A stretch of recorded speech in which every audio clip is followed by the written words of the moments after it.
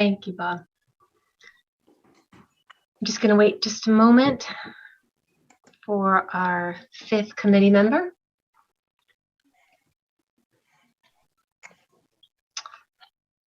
right. Actually, you know what? I think I'm going to start my script. Good evening, Hopkinton. This is Amanda Fargiano, chair of the school committee, and you are watching the February 25th school committee meeting.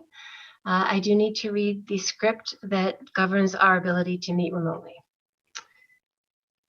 As a preliminary matter, this is Amanda Fargiano, chair of the Hopkinton School Committee. Permit me to confirm that all members and persons anticipated on the agenda are present and can hear me.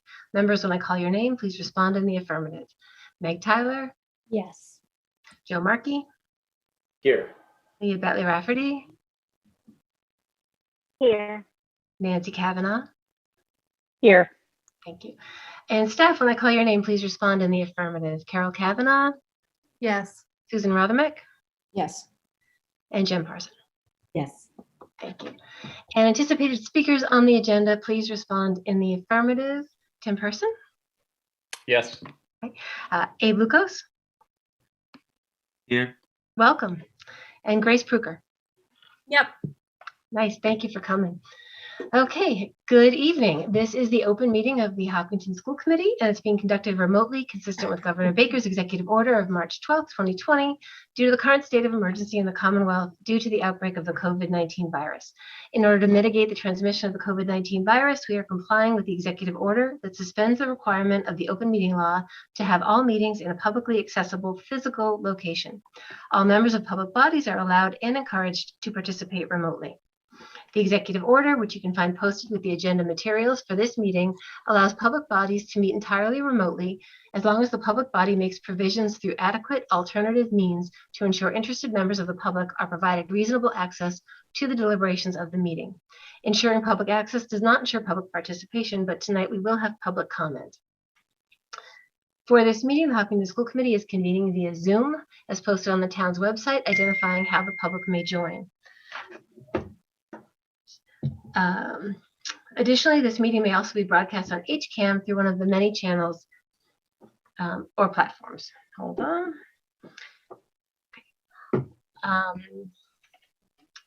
Please note that this meeting is being recorded and that some attendees are participating via video conference. Also, please be aware that others may be able to see you, and take care not to screen share your computer. Anything that you broadcast may be captured by the recording. All supporting materials have been provided to members of this body and are available on the town's website via the web meeting calendar unless otherwise noted. The public is encouraged to follow along using the posted agenda unless I note otherwise. We are now turning to the first item on the agenda. Before we do so, permit me to cover some ground rules for effective and clear conduct of our business and to ensure accurate meeting minutes. I will introduce each speaker on the agenda. After they conclude their remarks, the chair will invite board members to provide any comment, questions, or motions. Please hold until your name is called. Further, please remember to mute your phone or computer when you are not speaking. Please remember to speak clearly and in a way that helps generate accurate minutes. For any response, please wait until I yield the floor to you and state your name before speaking. If members wish to engage in colloquy with other members, please do so through the chair, taking care to identify yourself.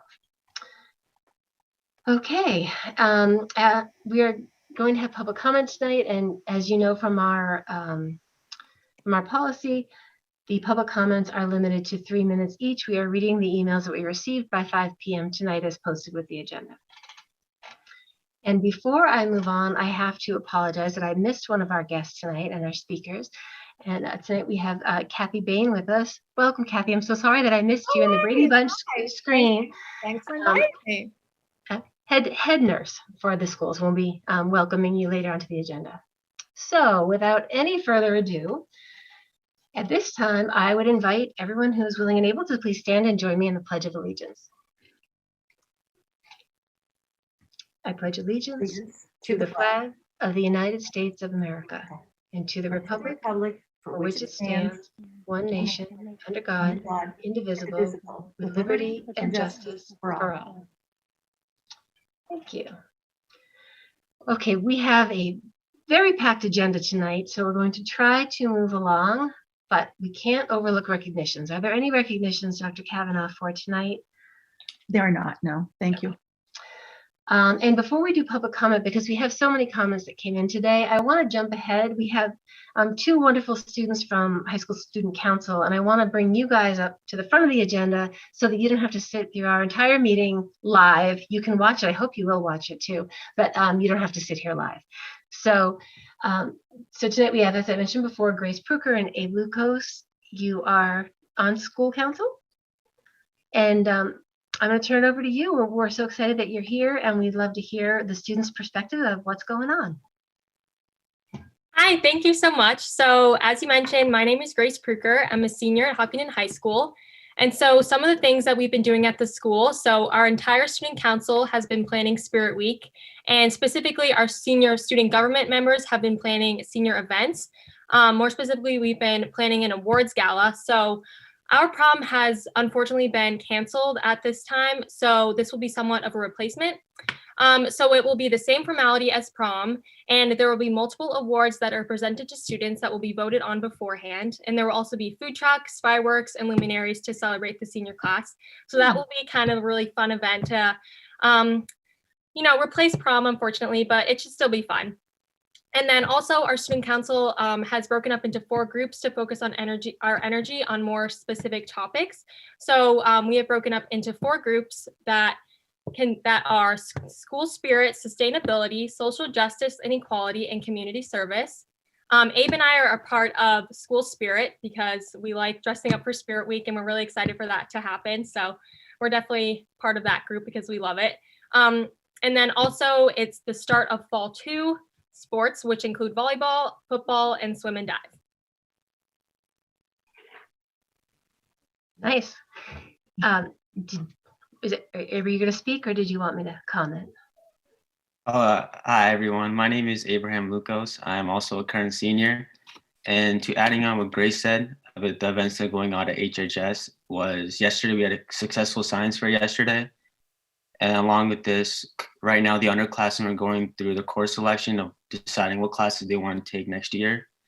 And as Grace mentioned about the multiculturalism and diversity that's been going on at HHS, we even have successful events and decorations at the Chinese New Year's at the entrance of the school. Along with it, we have posters of the Black Lives Matters around the school. And last Thursday, we had an African-American speaker poetry reading about last Thursday. Along with this, during February break, we had a career awareness event, which was a workshop for students to think and find out about what future occupations they could be interested in. And that's all. Well, you guys are busy. I love it. This is such good. I love the 4 committees subcommittees that you've broken out into. You really reflecting, the really important matters of the district, focusing on diversity, inclusion, and so forth. So much to say, but let me pass on to my colleagues first. Does anyone want to talk to our visitors? Sure. Just to say, I'm so impressed that you're this constructive during the month of February. You're way more than I've been able to, but it sounds like what you're doing is really kind of creatively exciting and contributes a lot to the community. So thank you. Thanks, Joe. Yeah, sure. Grace, it was great to hear about the School Spirit Week and how you've come through to some creative solutions to the constraints in place. And I bet a lot of the seniors will be equally as excited. So I think we all have a lot to learn from the creativity that you and your peers have demonstrated in overcoming challenges and restrictions in order to have an exciting senior week with food trucks and dressing up just like prom and everything else, which will be a unique memory in itself that you'll all carry for the rest of your lives. So congrats on that. And Abe, great to hear about the culture of diversity stuff going on. And the question I had for you was on the career exploration. That's really neat. And which grades was that for? Was that all the underclass grades or just one? I believe it was for all students to attend. Interesting. Great to hear about it. Thank you. Nancy? So I just want to say how much I enjoy when you guys come, and it's meaningful to us to focus on what we're all about here, which is the students and the student experience. And it's great to hear your perspective. So thank you for taking time out of what I'm sure is a busy schedule with all you guys have going on. Leah. So I am super impressed considering, everything else happening around the world right now, that you have found a way to make Spirit Week so special for you. My younger son just graduated last year and had to miss a lot of the Spirit Week stuff, and I know that it really was a saddening thing for him. So I'm really glad that you found a way to add that into the calendar this year and add some joy into everybody's year. And for the diversity stuff, oh my God, Chinese New Year, that's amazing. I didn't even know. I'm super excited. I would love to see photos, if you have any photos of the decoration, because I think that's wonderful. Thank you. Yeah, thank you so much for coming. I think, as everyone has said, Nancy just said as well, that we talk about so many things and we don't get to talk to students or hear from students. We're sort of at the high level, and it's all really about you guys. So it's really great to have you here to share what you're doing and kind of remind us what's going on in the hallways and the schools. When is the awards gala? Is that for senior week? Yeah, so right now it's still kind of up in the air just regarding the COVID restrictions and everything, but we're trying to plan it for late May. So that's kind of the idea that we have right now. It sounds really fun. I'm going to guess a lot of students might even prefer that to prom, actually. And it sounds really fun. You put a lot of thought into it. So I would like to encourage you guys to also, follow along as we're talking about later. And, over the next couple of weeks, we'll be talking about reopening plans. And, if you have you as student council members, or if you as high school students have public comment or things you want to share with school committee, we're here for you. So feel free to email us if something comes up. So thank you so much. Thank you for joining us and sharing and with all of your great work. And thank you for keeping the fun in high school amidst everything else, the Spirit Week, the fun events and all that. I appreciate it. So you're welcome to stay, or you can leave if you like. Thank you so much for having us. Good luck in the rest of your meeting. I'll definitely be tuning in. Thanks. Thank you. Thank you so much for all this. I'll definitely be tuning in soon. And come back at another meeting. Keep us posted. All right, sounds like a plan. Thank you. Okay, I'm just checking the agenda. We get all the fun up front. Now we're going to go back to public comment. And as I mentioned, we received a lot of public comments tonight. Typically, we would cap public comment at 15 minutes, and we're hoping to get through the public comments pretty efficiently, but we do want to, because there's a lot of important topics on the agenda and so forth, we wanted to let the comments stand. So we're going to cap every individual comment at 3 minutes. Nancy and Joe are going to take turns reading the comments that came in by 5 p.m. today. And if it goes over 15 minutes, we're going to let it go for this meeting as a group decision. So I don't know who's starting, Nancy or Joe.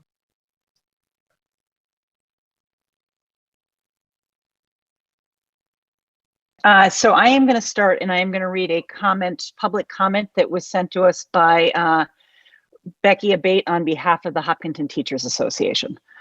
Dear school committee members, the Hopkinton Teachers Association unequivocally rejects the latest timetable presented by the superintendent for a full return to school.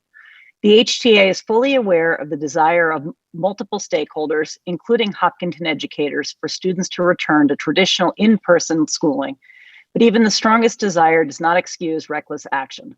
The hasty nature of the plan is problematic on multiple counts. First, the district opted out of the Commonwealth's new pooled testing program, which Governor Baker endorsed in January as a measure to reduce infection risk in schools and accelerate a safe return to the classroom. The first 6 weeks of this initiative would have been funded by the Department of Education and Secondary Education at no cost to the district. Commissioner Riley recently cited the availability of pooled testing as justification for districts to phase in a full return to school, beginning with grades K to 5 in April. Second, educators remained ineligible for vaccination.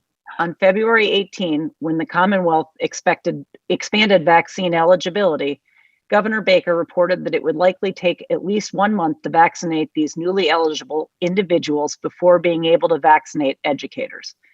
As a result, educators all over the state are at least another month away from being eligible to sign up for a first dose of the vaccine. At the February 4 school committee meeting, when weighing the options between opening schools sooner without teacher vaccinations or waiting 1 month to allow for teachers to receive vaccination, the superintendent stated, "I would be 100% in favor of taking the time to ensure that the educators in our district would have the opportunity for vaccination." She went on to note that, quote, "The vaccine is that final step we can take to ensure that the adults in our community can be immunized and feel much safer." We agree. Third, as of January 26th, the Hopkinton Department of Health has abandoned the Hopkinton Public Schools in their contract tracing efforts, putting the burden of solely on the shoulders of the amazing nurses and building administrators. When the Hopkinton Department of Health was involved, they had at times drawn conclusions about school safety that were contradicted by health departments in neighboring communities. Furthermore, the district's decision to overrule the CDC's continued recommendation of 6 feet of social distancing will result in a higher number of students who must quarantine when exposed or a faster retreat from proper contact tracing, both of which will cause greater disruption to learning and more stress for students and staff. The HTA wants to return to the kind of school days and practices that have driven us to become one of the most highly rated districts in the nation. However, as much as we wish for a return to normal, we have serious concerns about the logistics of a full in-person return and what it would look like in practice for the entire school community. Parents of hybrid students reported receiving a survey that presented 2 options: a full in-person return without 6 feet of social distancing or a full remote model. Parents were told if they selected remote, their child may be given a new teacher, when in actuality, many hybrid students will also be given a new teacher as schedule changes will be necessary. I'm sorry. With only Nancy. those 2 options. Nancy, I'm sorry. I have to cut Yep. you off. It's over 3 minutes. Unfortunately, so Okay. much more. Yep. That there's a couple paragraphs more. It about almost another full page. Okay. I'm The next sorry letter about is from Jim and Liz DeRochers from Spring Street. They write that my family is in full support of a safe, full-time return to school for our first grade twins. They thrive in a classroom environment where they are taught in person by professional teachers amongst their peers and friends. They simply do not keep the same level of focus while at home doing self-guided work and/or participating on Zoom calls, not to mention the challenges they have with their mom teaching them on at-home base, teaching in quotes. The pandemic has been a trying time from both academic and social perspectives. We feel that any steps that can be taken towards safely returning to more in-person schooling would be beneficial for both the children and the parents. Regardless, we are incredibly appreciative of the time and effort that is being poured into exploring the full-time option. Thank you. So the next comment I have is from Marjorie Billiter from Hopkinton. I respectfully acknowledge that there are not any easy answers when it comes to teaching our children during a pandemic, and there are many parents and students who would like to have a full return to the classroom as soon as possible, regardless of vaccination status. I ask that you consider the following issues that may or may not have been addressed. Students, parents, and educators have worked tirelessly to find success in the hybrid model.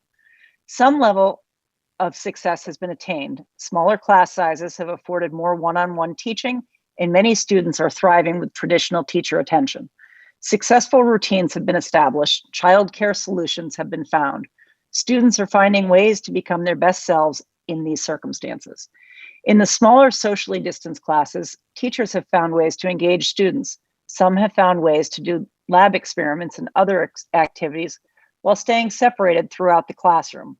Students are able to use their own lab supplies, and materials like microscopes can be used without sharing between students. Many students are thriving in the hybrid model. Once both cohorts are brought back together, there will no longer be space to separate students in the physical classroom, and we will either have to stop conducting lab experiments in school or not have social distance between students.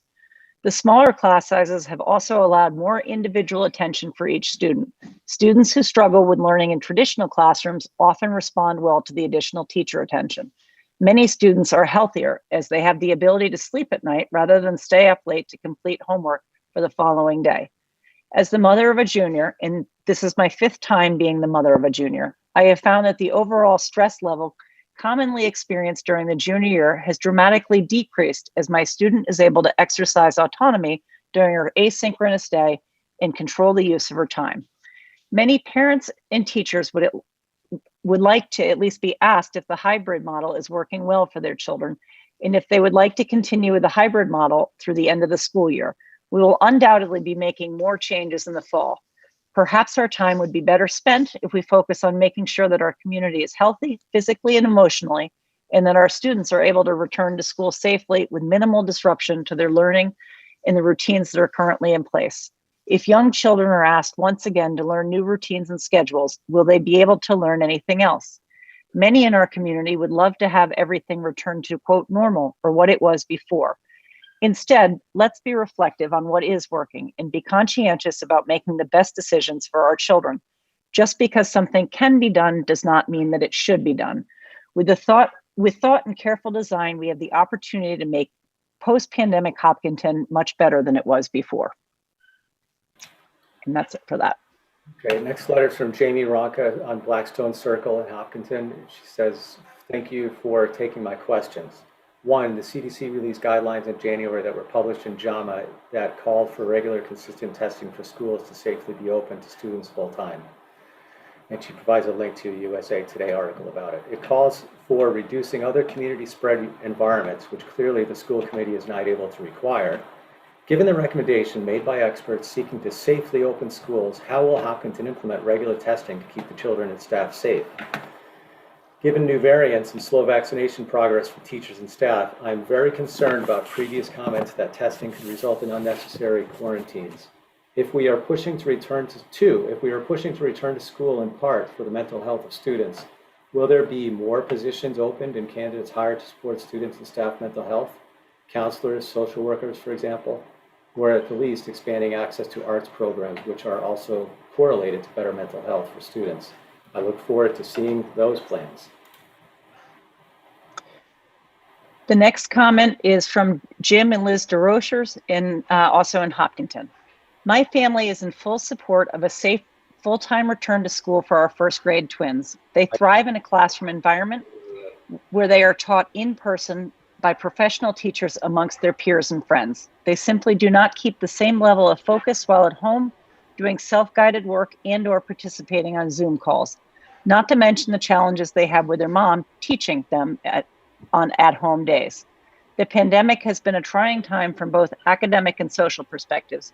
We feel that any steps that can be taken toward safely returning to more in-person schooling would be beneficial for both the children and the parents. Regardless, we are incredibly appreciative of the time and effort that is being poured into exploring the full-time option. Thank you. Next letter is from Jamie Vivian and the Vivian family. We strongly support a full-time return to school. As parents of an elementary school student, it is becoming more and more difficult to keep focus at home. With no reported cases of in-school transmission of COVID-19, we feel it is in our child's best interest to return to the classroom full-time where she can thrive. Thank you for your time, the Vivian family. The next public comment I have is from Julie Coletti. She says, good afternoon. We strongly support our children going back to school full time. We feel it is particularly important for the children in the elementary schools to have set and regular schedules. These are the formative years where they should be learning in a classroom setting amongst their peers. As there have been no reported cases of in-school student-to-student spread of COVID-19, we feel returning back to school is our best option. We want our children to thrive and worry if they don't return back to school sooner rather than later, the harm will outweigh the benefit. Next letter is from Jane O. Gomez, LMHC. Dear Hopkinton Public School Committee, my name is Jane Gomez and I have been an adjustment counselor at the high school for 26 years. I contracted COVID-19 in January and cannot rule out the possibility that I contracted it somehow in school. I have adhered to the CDC guidelines quite strictly because I have asthma, share in the palliative care of my sister and have parents in their 80s and 90s. The duties of my position require me to provide consultation to colleagues and counseling students in person for at least a half hour weekly. I have an interior office with no outside windows and use a mask and plexiglass barrier. I also keep the recommended social distance. While I was home very ill, an email from the district was sent to staff reminding us to keep our social chatting to no more than 10 minutes. This may have been a coincidence, but I took that personally, as if my exposure to colleagues was a voluntary social interaction. One of my colleagues with whom I met for consultation was determined to be a close contact and tested positive for COVID-19. One of my close contacts was ruled out as such by the Hopkins Board of Health, despite being ruled in by the state contact tracing team and her hometown Board of Health, where the children are in daycare. The data shared out by the district contains nothing about teacher-to-teacher spread, although it cannot be ruled out and cannot be stated as definitively zero. I am concerned about other staff members who may have contracted COVID in the course of their duties, although there may be other variables that might contribute to the possible transmission of COVID-19. These do not eliminate the possibility of school transmission. The major decision of when we return to school full-time should not be an executive one. We must not rush into this. More voices need to be heard and considered, especially the voices of those most affected. Respectfully submitted, Jane O. Gomez. The next comment we have is from Elizabeth Ferry of Hopkinton. Dear Dr. Kavanaugh and members of the school committee, I write to share for public comment my questions for your panel during tonight's public meeting regarding the proposed changes to hybrid learning. By background, I am a parent of 2 elementary learners in Hopkinton School District. While my children are elected remote learners, we are deeply invested in the shared success of our community. Accordingly, I offer these questions to advance the dialogue on the right decision-making during this unprecedented time. Here are my 3 questions for tonight's meeting. 1, the Hopkinton School District employees were surveyed about the proposed changes to the hybrid learning model on or about February 3rd. What were the raw results of this survey and when will they be publicly available? 2, earlier this academic year, the Massachusetts Department of Elementary and Secondary Education announced it would provide to school districts free batch test kits for COVID-19. And there's a link provided to the DOE in the letter itself. The Hopkinton School District has engaged in no systematic testing for COVID on either a batch or individual basis. Why did the Hopkinton School District not participate in this free program or pursue an alternative method of systematic testing? Will the Hopkinton School District commit to systematic testing in the event hybrid students are required to go fully in person? 3, the proposed changes for in-person learning would govern a period of approximately 10 to 11 weeks. After accounting for the adjustment time to a new schedule format and the limited learning that happens in the last days of any school year, realistically, the learning period at issue is approximately 8 weeks. Only a small subset of Hopkinton School District students, employees, and contractors, including school bus drivers, will be vaccinated during these remaining learning weeks. Further, the proposed changes for only 8 weeks of a different format of learning are not without great cost and will no doubt diminish the reserve of our teaching staff and at great risk to our entire community health during a still dynamic and untamed pandemic. The proposed DOE regulations purportedly allow for a school district to apply for a waiver to alter its remote and hybrid learning models for this academic year. Why won't the Hopkinton School District seek a waiver for this spring so that our community is best poised to return to the classroom in full force this fall? I thank you in advance for your attention to my email and your consideration of my questions. Thank you all for serving as public servants during this harrowing time. Next letter is from Jimmy O'Geara, to whom it may concern. I'm writing to express my frustration and disappointment with the recent decision to no longer contract with Kidsborough for before and after school care. Our family has been extremely pleased with the services provided over the past 4 years. The organization goes above and beyond with the services it provides and the accommodations it makes. It is an incredible program that our kids started with reservations and now love. I don't know exactly the criteria that was used to make this determination, but it seems the decisions was focused primarily on one factor, money, instead of the holistic view of what is best for our children and students. This seems to be a trend and a flaw of the administration and school board, that we put blinders on and get so honed in on one factor or idea and don't think critically about the multiple factors and bigger picture ideas that would be best for our community as a whole. In addition, this decision also reflects the all too common lack of gratitude and respect shown towards the community members that work the hardest for us, like our teachers. Kidsborough has participated in many of the planning teams the district and town have put together and bent over backwards to provide service to our community, not only before and after school, but to help us families manage an inconsistent hybrid model every other day. That is a challenge for working parents. This also includes Kidsborough offering a discounted price program for children of the district staff to attend in order to alleviate concerns of teachers trying to balance the demands of the district while their own kids are on remote days.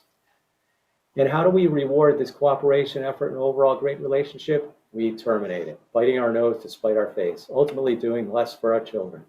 We should be doing more collaboration with stakeholder individuals and programs that make our community better, not isolating them and making them feel meaningless. I strongly urge the district to reconsider the decision that was made and keep these concerns in mind as we move forward with other decisions. Jimmy O'Derna. The next comment I have is from Lindsay Hayes. Dear Dr. Kavanaugh and school committee members, I'm writing to express my concern for an April return to school opening. As a parent of a hybrid marathon student, I ask that you keep the status quo for the remainder of the school year and work towards a full fall reopening. Teachers will not be vaccinated by April, and I'm unlikely to be vaccinated by the end of the school year. I'm not comfortable with only 3 feet of distancing and feel put between a rock and a hard place in this choice. Moving to remote would negatively impact my child's learning, as well as disrupt the delicate balance we struck as a family with 2 working parents. Thanks, Lindsay Bomer-Hayes. Okay. Next letter is from Heather White. Good afternoon. Thank you for your efforts to get our kids back in school. I appreciate that you are considering reopening strategies by school level, and your thoroughness in considering everything is unmatched when I hear about other towns and those friends and family living out of state. At this time, I fully support the plan for marathon students to return to in-person 5 days a week as soon as possible. Thank you, Heather White. The next comment I have is from Lauren Milton. Hello, I am writing regarding the upcoming school committee meeting scheduled to discuss the potential return to full-time in-person learning in the Hopkinton Public Schools. I am a mother of 2 children in the Hopkinton Public Schools, Hopkins and Elmwood Schools, and I'm a specialist in the healthcare pharmaceutical industry. I want to first thank the school administrators, educators, and the student community for demonstrating such commitment, tenacity, and flexibility in what has been an unprecedented year. I am continuously impressed by what the school community has been able to accomplish thus far in the academic year. However, I believe continuing with hybrid education for those that opted for in-person learning would be limiting the academic learning, the social emotional well-being, and overall development of students, and a disservice to our community. I have outlined below both qualitative and quantitative considerations for evaluating the risk-benefit of full-time in-person learning. I believe these points clearly indicate that the potential risks for students, teachers, and the community do not outweigh the benefits of full-time in-person learning. As of the survey email sent on February 22nd, there has been, quote, no student-to-student transmission of the virus in the Hopkinton Public Schools, even through the height of cases in early January. The risk mitigation efforts have clearly been effective thus far, and I am confident that additional risk mitigation measures can be put into place to protect administrators, teachers, and students to accommodate the larger daily number of students within school buildings. In the last 30 days, the state of Massachusetts 7-day average case reports has dropped over 60%, 4,271 cases on January 24th, 1,707 cases on February 24th. Similarly, the case reports within Hopkinton are trending down over the same time. We are unlikely to ever reach a state of zero risk from COVID-19 or any other communicable disease, such as the seasonal flu. The scientific journal Nature reported that COVID-19 is likely to be an endemic in the foreseeable future. However, the vaccinations and population immunity due to exposure, the severity of disease is likely to be reduced to that of a common cold. Further, the Wall Street Journal reported research by a physician from Johns Hopkins University of Medicine that epidemiological models suggest population-level immunity could be achieved by April, considering vaccination rates, previous positivity rates, and assumed immunity due to asymptomatic infections that occurred within the population. The CDC reports, quote, children infected with SARS-CoV-2 are less likely to develop severe illness compared with adults. And, quote, of the children who have developed severe illness from COVID-19, most have had underlying medical conditions. Although the state of Massachusetts is no longer issuing cumulative deaths by age range, the average age of death is 78, and the average age of hospitalization is 69. The deaths in the recent several weeks for individuals 0 to 19 has remained 0. I'm sorry, In-person Nancy, I learning. had to cut you Okay. off. All right.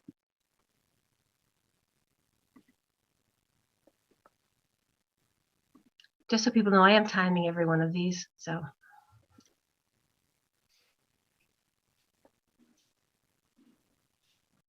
Joe, you're on Joe, mute. do you have the next one? Okay, yeah, I'm going to read the one from Elizabeth Ferry. You didn't read that already, right, Nancy? I believe I did read that. Oh, that's one you read. Okay, whoops, going back. All right, Chris Melton. I think there's a second version, the revised version, I guess I should read. Okay, ready? This one's from Chris Melton. Dear school committee and fellow parents, I would like to make an official public comment to underscore the need for children of Hopkinton to return to full-time in-person learning. My name is Chris Melton, resident of 46 Wedgewood Drive, Hopkinton, Mass. I'm writing this letter despite the risk that I may offer an alternative opinion to that of friends and acquaintances in town. I am, however, unapologetic for my opinion because the risk of my children having not been in full-time in-person school for nearly a full calendar year is by far more detrimental than who in town may choose to disassociate with me. My son and daughter are 10 and 8 respectively, both active, intelligent, inquisitive, and curious. Both are also easily distracted and have, without a doubt, regressed massively in the last 12 months. My son specifically struggles with attention and anxiety disorders, which have naturally become increasingly worse this year as he attempts to balance the distractions associated with virtual schooling, diminished social engagement, and less access to a normal sports calendar than is standard for him. My son has always been at his best when he's mentally and physically stimulated. He and his sister have always been very good students prior to March 2020, but are exhibiting troubling behavior this year that we've never experienced. I continue to hear that children are resilient in an apparent effort to make the case that they will be fine. That is simply an unacceptable excuse for what we're doing to these children. My wife and I both work full-time and are, like other working parents, attempting to juggle our work from home jobs with our efforts to ensure our kids are sufficiently organized and educated on the home days. We've invested in supplemental education tools for both kids, but I'm sure not all families are financially positioned to do so. The money we've spent on these additional education tools are not insignificant and are in addition to the tax dollars we already allocate for what it's supposed to be their full-time education. Then there's the science. We all know the data now. Our children are at a much higher risk from seasonal flu than they are for COVID-19. In fact, most of us below 65 are. Yes, there are at-risk categories that must be looked at after, but our mitigation efforts should not come at the expense of our children's mental and physical well-being. The most up-to-date infection fatality rate is 0.15%, which includes all age groups. The IFR in people under 65 without severe comorbidities is even more minuscule. The average age of death from COVID-19 is above that of all-cause mortality age. There is now real evidence from Johns Hopkins School of Medicine that herd immunity may be possible by April. Sadly, it seems our children are being used as pawns in an effort for political power and financial gain. The term reprehensible isn't even in the ballpark for adjectives I've used to describe what I'm seeing. I personally know teachers, both in town and in other towns, that do not agree with the persistent pushback from Massachusetts Teachers Union to return to full-time in-person learning. I also know teachers who regularly frequent grocery stores, salons, gyms, restaurants, and ski resorts. The stance the Teachers Union is taking, demanding that all teachers. Joe, I have to cut you off. I want to hang on. I want to just take a check. We've gone about 25 minutes with the public comment. Typically, we do a public comment at the beginning and the end, and I know we have people who have to get into school to go to work in the morning early. So I'm just wondering, how many more do you guys have, and do we want to maybe break this and do it in 2 segments? There's still a number left. Looks like a dozen maybe. How many? Dozen? Yeah. I think 17. I think taking a break and reading the rest towards the end makes sense so that we don't hold some of our other guests here that need to get back, and we'll pick back up where we left off, if that's okay. I think that would make sense if the committee is okay with that. Leah, are you okay with that? Okay. Yes, I'm okay. All right, I'll reset my timer. Okay. Thank you very much. And thank you, Farina. And to the community, we will circle back to the rest of the comments. Typically, as I said, our policy caps public comment at 15 minutes, but we were trying to give airtime to the community members. So with that, I'm going to turn to Dr. Kavanaugh for the superintendent's report. Okay, thank you.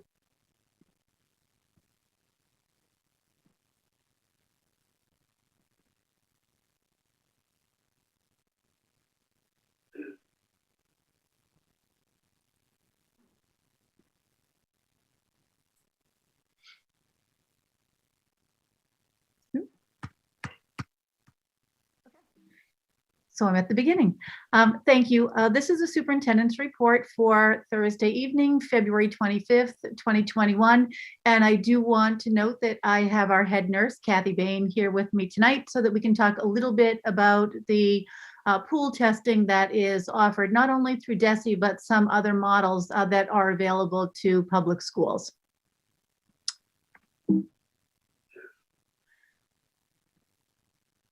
All right, so I'm not sure everyone is familiar with what pool testing is.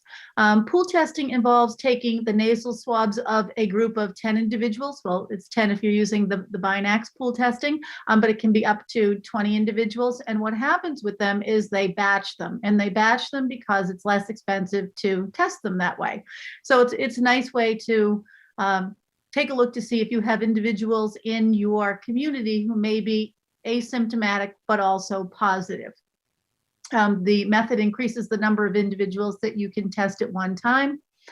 And it really is, I think, a way to give peace of mind to educators and to families. So if you're testing all the time, once a week, then people have a sense that you're picking up any asymptomatic positives or even symptomatic positives, and your schools are freer of the virus.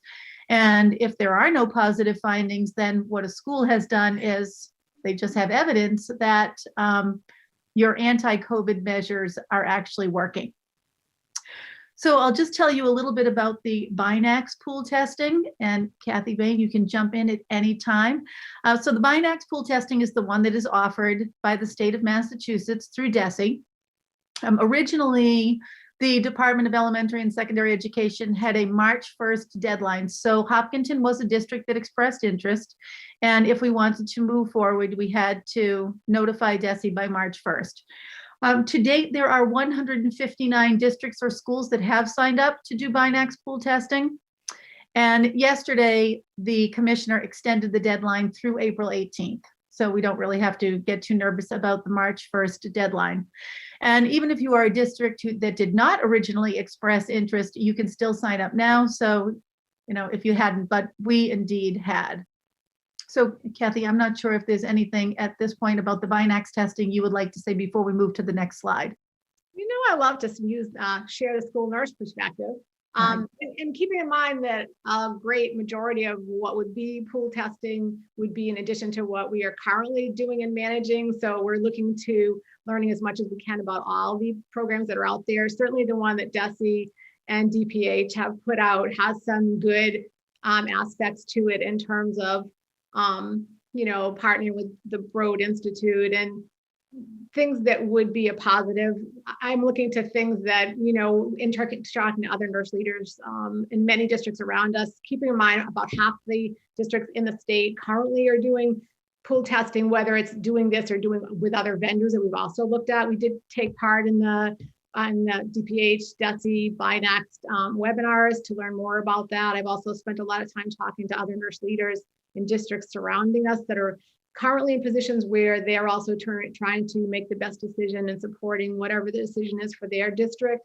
Certainly when I look to pool testing, I want it to be efficient. I want, in terms of the rollout, how it's all managed. Also, I want to see that when the testing happens for screening, because that's what you're really doing is screening, we're going to get that information back in a timely manner to reduce any kind of quarantine.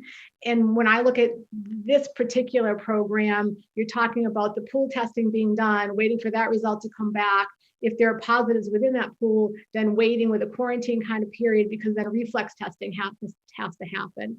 There are options for doing that. One of them would be a binax test. That would mean those people that were in this pool where someone is positive, because we don't know who's positive yet, would need to come to a school site, not into a school building, right? Because we don't know who's positive. So, envision maybe something like a drive up or a tent where a nurse is there and doing some of these binax antigen testings. They take about 15 minutes a piece to come to some sort of conclusion. And then depending upon how many or who within that pool would maybe then also be someone that would be referred for a PCR test. When I look at something like a JCM Analytics, which a number of districts are using, it would definitely be my preference. So pool testing would be the same, 10 to 20 participants would be randomly chosen in this pool. But once someone is identified as positive, they then do an individual PCR test on all of those. That makes a difference because I'm going to get that data back sooner. Again, because the nurses are going to be the one that's reviewing all this data, doing any kind of close contact, any follow-up, any guidelines, all of the things that we do now with other testing, we would also be doing with pool testing. So for me, when I'm looking to getting that information back sooner and being able to put into place any other things that we would need to do to manage a case, that's important to me.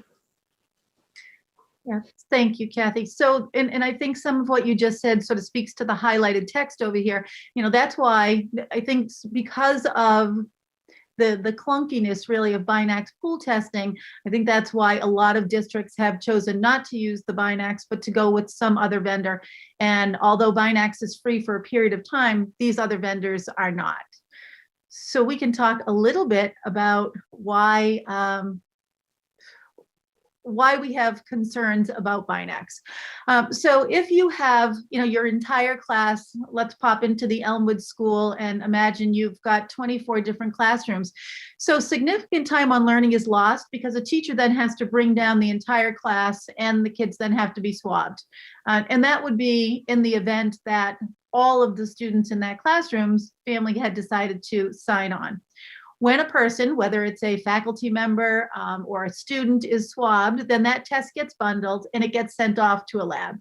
And as Kathy was just saying, if that student or that faculty member is subsequently found to be COVID-19 positive, that person could have been in school for 24 to 48 hours while the swabs have been taken away in a courier service. And we learn about that from I think they go to the Broad. But so that kind of speaks to the fact that that test hasn't really helped much if the person continues to be asymptomatic and come to school. In addition to all of those swabs, which are $5 for each swab, you have to pay for a courier service to take the swabs from your public schools to the testing site. And so the school then needs to imagine you've got one positive swab in that group. Then the school says, okay, so now we've got 10 people in that batch, which is what Kathy was just describing. So one of them may be positive, two of them might be positive, but now you've got to do the testing that she just said takes 15 minutes. So we're going to pull 10 kids out of class. 10 of those kids are going to lose a minimum of 15 minutes of instruction. They're going to have to be outside, or if they're at home, we have to ask them to come in and they all get lined up in cars or under tents, and it just feels very, very chaotic. The other issue is that we really have not seen student-to-student transfer in school. So because we have that evidence that says that even if a kid has been in our school COVID positive, and we know we have had kids in our school COVID positive, those students have not been transmitting that virus to other students in our school. We haven't had student-to-student, student-to-teacher, or teacher-to-student transmission. We haven't had evidence of that. Further, the success of pool testing relies on 100% of our families cooperating. And what I'm learning from my superintendent colleagues in other districts is that only about 50 or 60% of families have agreed to participate. And I don't know if that's because they're worried about their kids losing time on learning, or if they're realizing that 24 to 48 hours, their child's still going to be in school asymptomatic. But we're not getting the signups with families. The percentages around the adults are much, much higher. Anyway, it renders that process very much ineffective. And then I don't know who the administrator is or the school nurses or whatever, who would be collecting all of the parent permission slips and all of this data. But if we're really going to be offering this kind of testing to 3,000 kids, we would absolutely need to hire additional nurses. There's no way that the 6 nurses in our public schools right now can do things like treat our diabetics, talk to kids about tummy aches, and be spending an entire day with class after class coming down to be swabbed. I mean, I think we all know what school picture day looks like. School picture day, you lose tons of time and it's just a parade of class after class. Once a week would sort of become school picture day in our public schools. Anyway, a couple of other concerns is that, in our neighboring districts during one testing session, they actually did have 2 students who turned up positive, but those were both kids who had symptoms. So they actually sent them home right away anyway. And then in another neighboring district, their first round, they had no one test positive, which is great news, seriously, but they spent $15,000 that week really to learn nothing. And then my last bullet on this slide is just that Hopkinton is a really low incidence district. In the time from September to today, we've had about 80 students test positive, and these are kids who are hybrid kids in our schools, as well as our students who are remote. So if we have 80 out of 4,000 students test positive, we're talking 2% of our kids over a 5.5-month period. So while this might be giving people peace of mind, for me, when you start to think about the cost to our nursing team, the cost to kids in terms of time on learning, just the monetary cost, it's something that really needs to be carefully considered. I'll just take a quick look at some of the money here, and then I will ask Kathy to talk a little bit about some of the other options because she knows them very well. If we were to hire 1 FTE nurse only for the end of the school year, from April to June, that might cost us about $15,000 to do that. There's an administrative fee and courier service, and we're not really sure how much money that is. The courier service is on the state bid list, and I'm waiting for information about the cost of that. And if we had 3,000 students, and I don't think we would really get 3,000 students, but if we had 3,000 students at $5 per swab, and we did it for only 6 weeks, we're talking about $90,000. So before we add in administrative fees and courier services and maybe a tent for outside, we're talking about more than $105,000. So I will let Kathy talk about an alternative, which is the JCM Analytics product. And I think, again, I'm sharing from the nurse perspective, but with the reality that the majority of the responsibility for pool testing, follow-up, managing all the data that, from what I understand from the other nurse leaders, no matter which product you use, basically whatever day you test, all of that information comes and results on the weekend. So we would be committing to spending a considerable amount of time going through data each weekend. I can't, as a person who's passionate about data and who uses it a lot in my practice, I can't tell you what that data will look like because I don't know if we'll have, a pool test positive a week or a couple times or more than that. And until we start rolling out and gathering data, even at that, there'll be some uncertainty to it. I think it's important to choose a product, a program that's going to work well for Hopkinton staff and for families. And I think, the intent of doing the screening is so that we can identify individuals who are asymptomatic, and while not symptomatic yet, reducing the amount of potential exposure within the district. And I think that's important for all of us. Certainly, I've looked at many. I've talked to many school nurse leaders. If I had some choice in talking about a product that we would kind of look further at, it would be JCM. It's a swab at home. So, for me or for you or for whoever is participating in this, bringing your swab in, a drop off, I would envision it starting as a drop off system at one school and building out from that as we build success, because I think anything to start globally with 5 schools and everyone at one time, I would see it more as a rapid, but a gradual increase from doing the staff across the district, and whoever wants to participate, because with everything else, it's optional, with the hope that we would get plus 80%. It can be very encouraging, so maybe we would get more than that, and having a central location to start, because all of the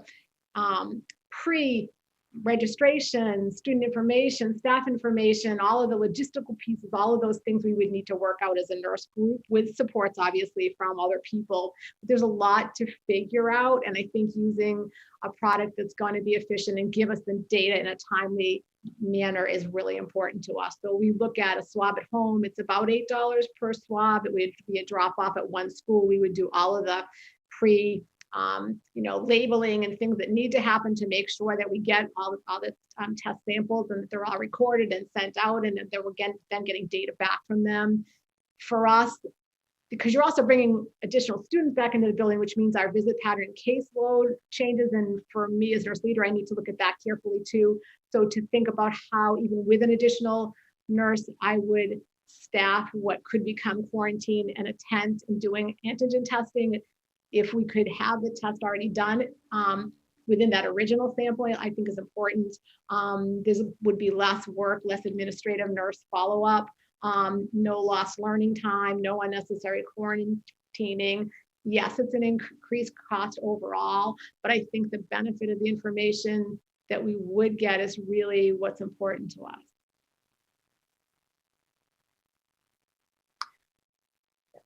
So I feel like that's kind of where we are right now with looking at pool testing. And I don't want people in the community to think that we haven't looked at it. We've looked at it many, many times. I mean, it's been around for a long time. And the Department of Elementary and Secondary Education will tell us that, you start out with this thing being free, but it's only free for a period of time. If you do Binax, Binax takes a whole lot of way away from the learning experience. But if you go to JCM Analytics, we're looking here at dollar amounts that are for children. For the adults in our school, those numbers go up pretty significantly. So I think a swab for a teacher is at $18, and the lab, I think, if you have to do that mixed PCR, it actually goes up significantly, I think, as well for the adults in our community. Anyway, it is something to continue thinking about, but we really are a very low incidence district. And, as we look at some of the dollar figures on those previous slides, and with no transmission in the schools, it really is pretty hard to do cost benefit analysis. Through the chair, can I ask a question, please? Yes, please, Leah. So is it possible to do something with the JCM analytics product, like during the times when you're most concerned about possible spread? So let's say, after the kids come back from April break, 5 days later, have JCM analytics group swab for all the kids. That's because there's a possibility that they've gone out of state, they've been more exposed, etc. Can you pick times where you might do it in like strategically, and not do it like every week or constantly? Is that a possibility? I think you could. I think I have not explored other programs that do that. I know that there are some districts that have done more of a short time, one time kind of screening process. I guess for me, I look at it as doing it as a weekly ongoing surveillance kind of Right. tool for us to use. And so for me, I would want it to be, if I had input or sharing my thoughts, would be that we would want to do it weekly, because it would gather more data, would be more consistent, it would be more of a surveillance of this screening process. But could we do it at individual times that we choose? Yes. Thank you. Are there other sort of foundational questions that we can answer quickly tonight that committee members have? Is Amanda, through you, the chair, is the superintendent looking for us to take a vote or direction on this, or is this just strictly an update? No, sorry, I can answer that. Actually, this is just an update. We don't have this on the agenda as a vote, and we're just learning about it. It's a chance to learn. Thank you. I think, I would be really remiss if I just didn't take a moment, Kathy, and say thank you so much for what you are doing for our schools this year. This testing, you must be thinking, oh my gosh, another thing. And yet here you are soldiering forward and giving us a recommendation and going to webinars and all that. But I mean, for anyone who's not aware of the amount of work you put in, you're doing the contact tracing. I mean, you're caring for the kids in the normal way, A, and then B, you're caring for the COVID side of things. You're doing the contact tracing.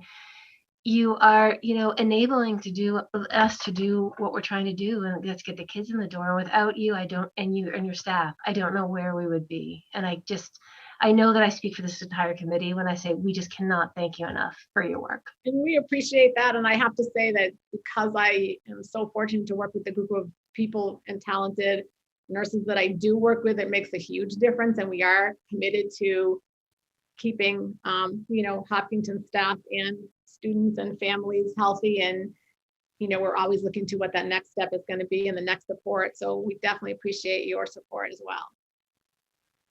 You guys are true heroes. You're amazing. And, I'm really thankful for the insight. We received a bunch of information on testing through MASC that had been sort of collated across districts, but it's very hard to understand, what it really means in tactical terms and what it means for Hopkinton with our caseloads and the way we've been so successful in mitigating risk to date that, when you start looking at the price tag of the pool testing and the trade-offs in learning time and so forth, it does make you stop and think. I mean, it's not an easy consideration like everything else with COVID. There's a lot to consider. And I really appreciate you kind of laying it out for us and giving us another option that might be more effective, though more costly if we go forward. From the nurses, thank you for letting us share. Anything else on this topic before we move on? Okay, Dr. Kavanaugh, back to you. Okay, thank you. I know people in the community were very curious about structured learning time, and I am quite eager to share about that. So what you're seeing over there on the right-hand side, we had a complaint put forward to the Department of Elementary and Secondary Education that Hopkinton was probably not meeting its requirements of structured learning time, and this was filed very early on. And I think it bears. It's relevant because what we can see is that what DESE has said in that second paragraph is that they conclude that the district complied with the structured learning time regulations in effect during the period under review in this matter, and therefore, based on the information gathered, my inquiries have determined that no violation of the student learning time regulations occurred. So, I do feel a little torn about that because even if Hopkinton was able to, meet the original recommendations of DESE, the ones that we adhered to back in August, by the time they made the change in December, you can sort of now see where we landed. So the top table shows the adjustments that we made as a school district in January of 2021. So we had to get to the average across two academic weeks of 35 hours. And you can see where we are here with 36 in grade 1, 35 in grade 4, 34 in grade 7, 34 in grade 10. And that's across 10 days. And so, here's how the metric works. They are only measuring times when kids are face-to-face with teachers. And that can be face-to-face in a classroom or face-to-face on a Zoom session. If you are a district that is fully remote, for example, the kids never step inside a brick and mortar building, their numbers would be significantly higher than ours because kids would be getting Zoom sessions all day long. So that would count for that structured learning time. And so the numbers in these tables and graphs they're a little bit deceiving. You could have a district that looked like it was faring beautifully, but in essence, it was not. And we still, I think, have the metric that 20% still of school districts across Massachusetts are entirely remote at this point in time. But I do want to show people this list of districts with their average live hours. And this was where we were in early on, not as of January, but you can see where Hopkinton is. We had 28 hours over a 10-day period.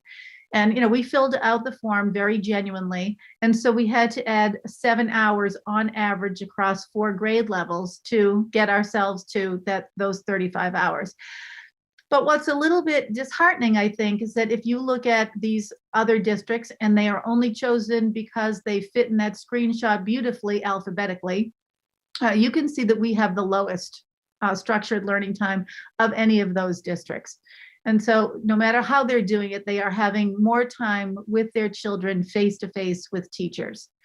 And I mean, I know we've had so many conversations about the issue of live streaming, but I think it's the live streaming difference that puts Hopkinton at 28 versus, someone who is maybe at, 40 or 48 or 56. So I don't want to be disingenuous with the community. They've asked for this information, and, here it is, and it's just laid bare. So I don't know if we will be able to achieve a full-time return to school this spring, but those numbers would go up markedly, obviously, if that happened. One of the things that I think has happened with the commissioner is that when he has taken a look at these numbers, he still feels like those numbers are not adequate.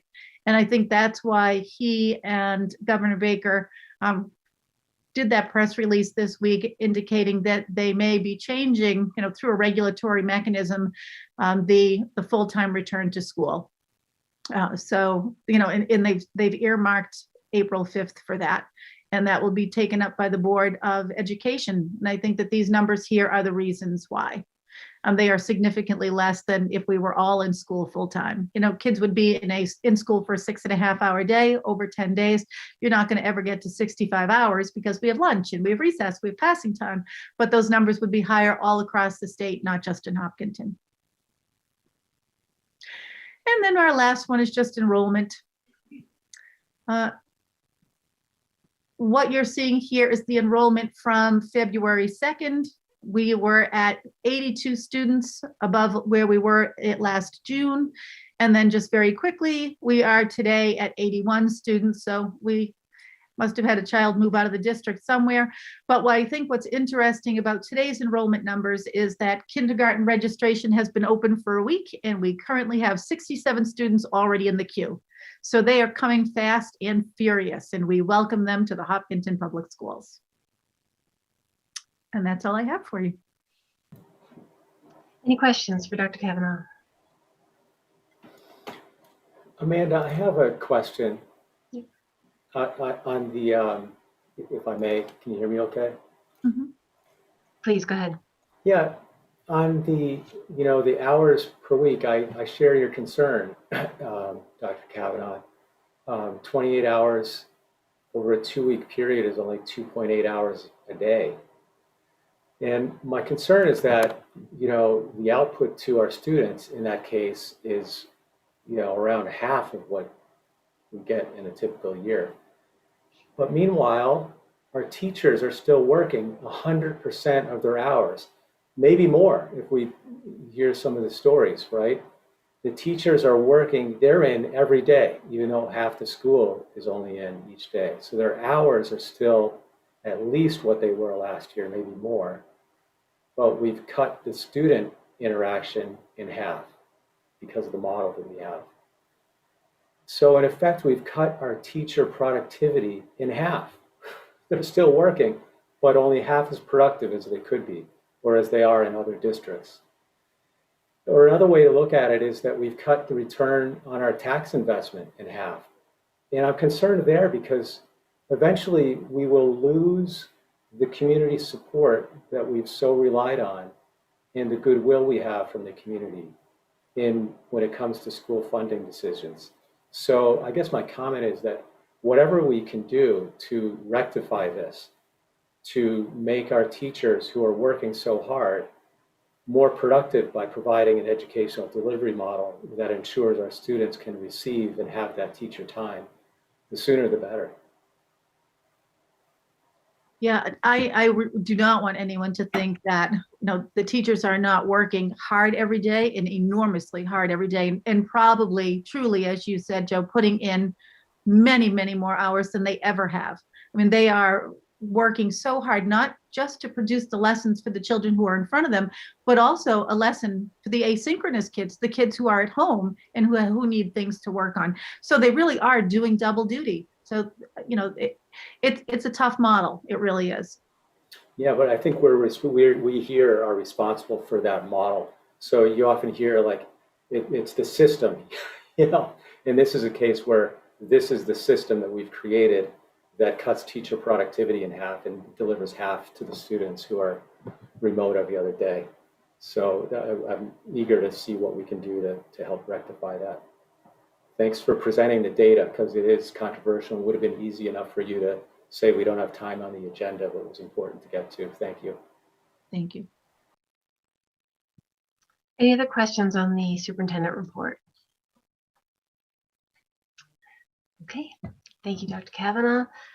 I don't actually have a chair report because we have just a packed agenda. I don't have much to say other than, as you can see, I've approved warrants 21051, 21052, 21053, and 21054 that are included in your packet, and the payroll warrant S2116A amended, and S2116A and S21017, and they're all in the packet. And that's really all I have for tonight. I'm going to skip liaison reports and office hours discussions because we just don't have time.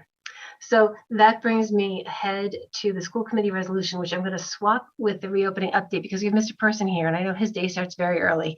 So I know that he's here on account of the reopening discussion. So I think, Dr. Kavanaugh, I'd like to pass off to you to do the reopening update. I also think the committee is very eager to hear this. Okay. Let me get queued up.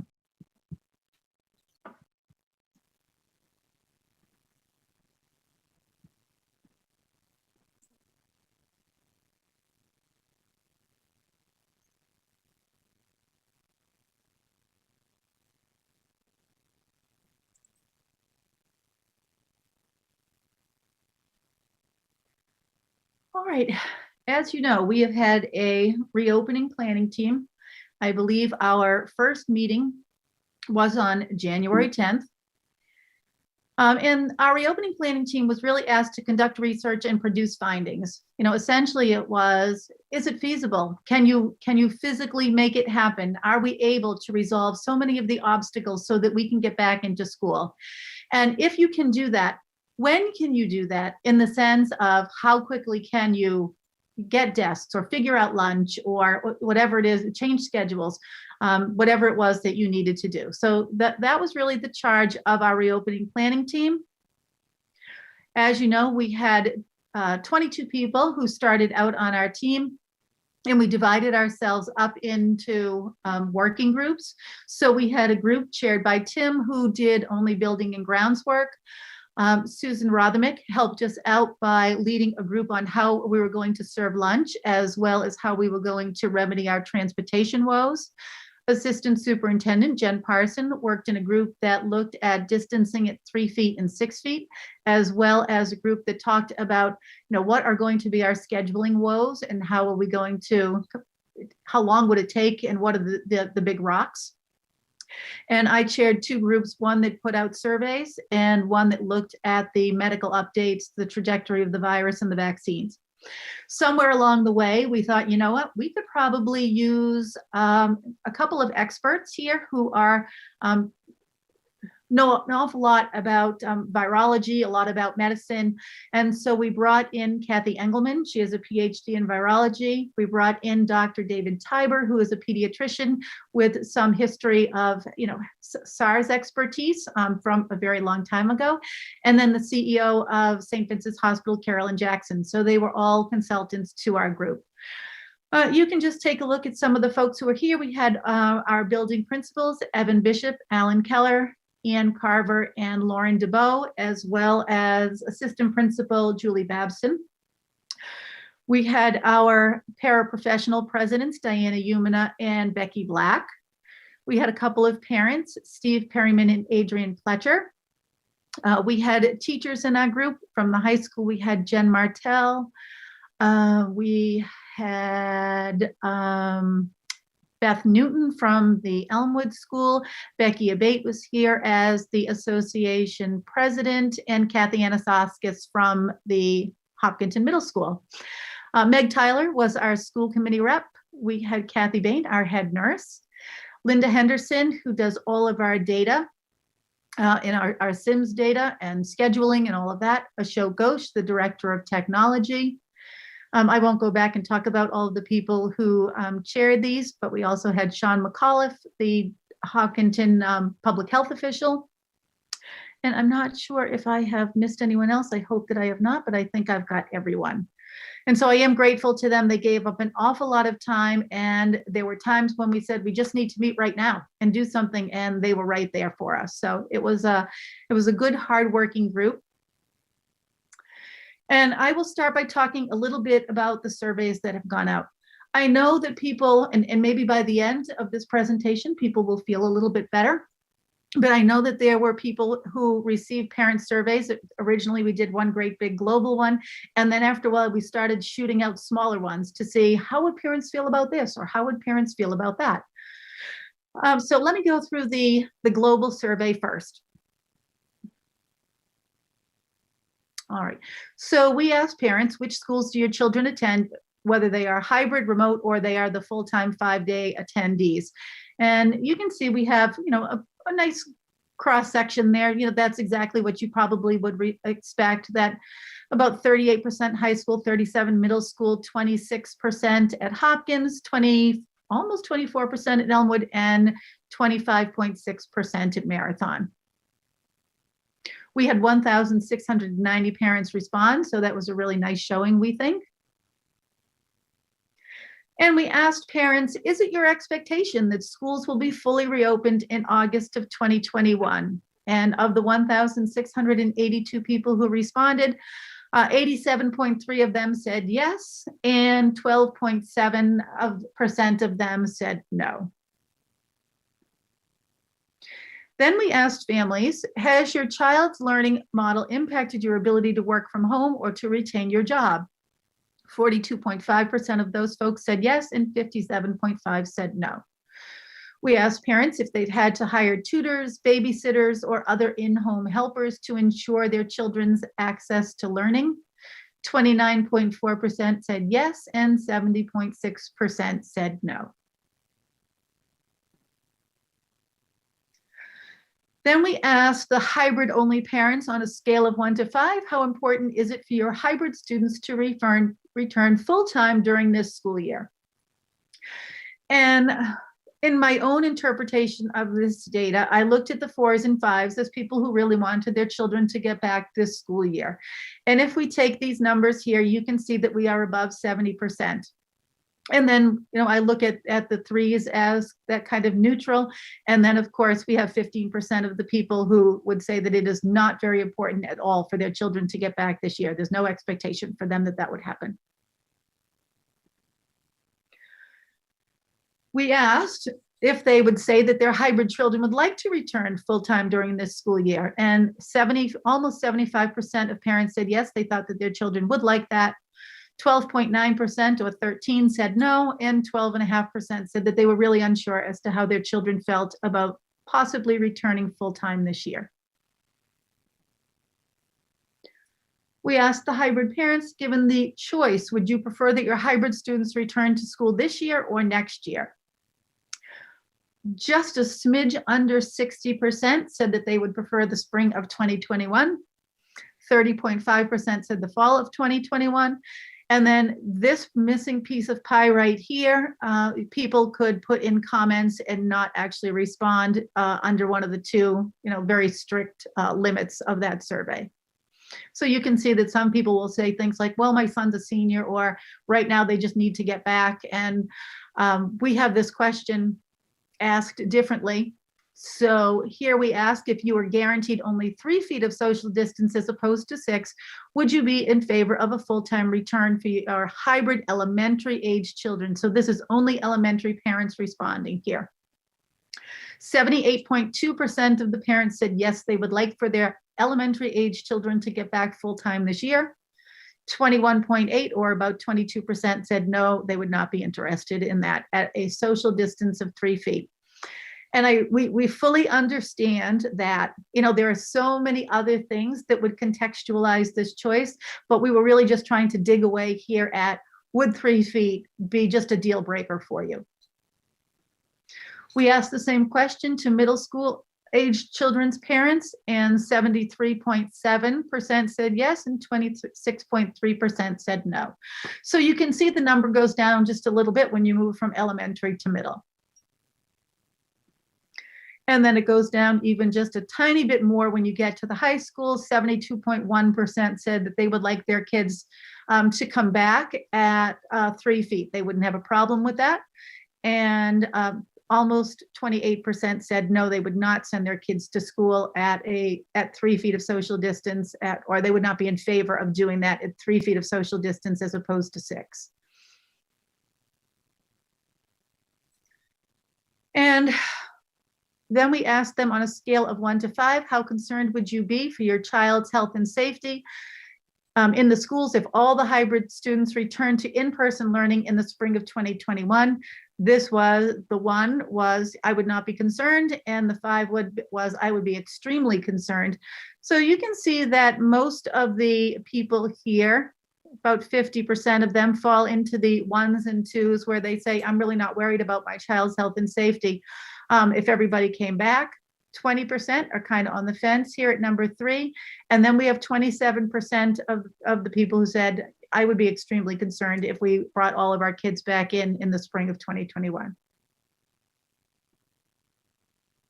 And then we move to the faculty survey.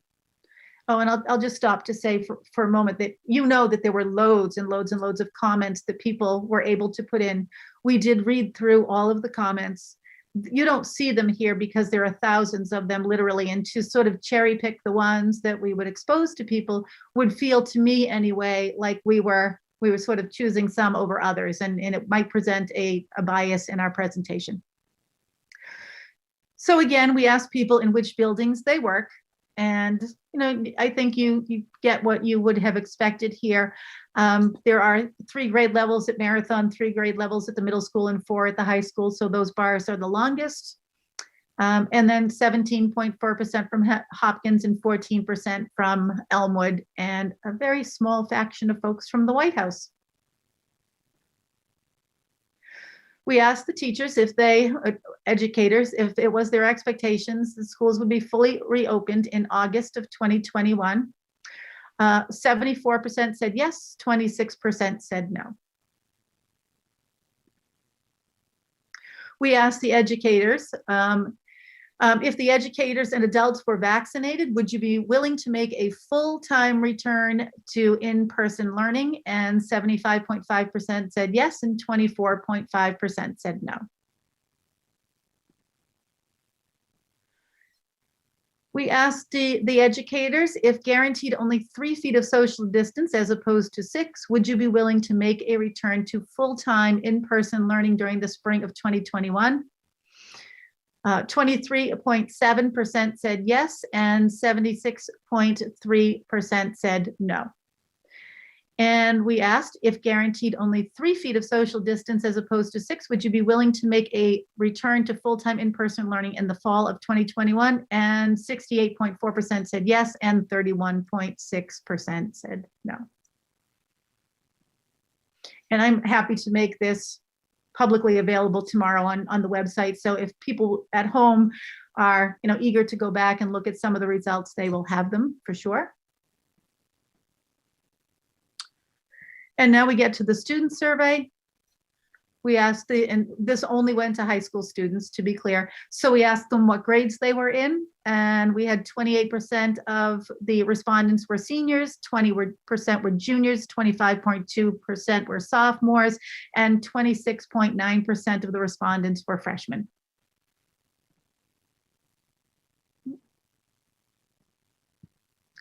On a scale of 1 to 5, how would you rate your own social, emotional, and/or mental health during this year? So we asked this question only of high school students.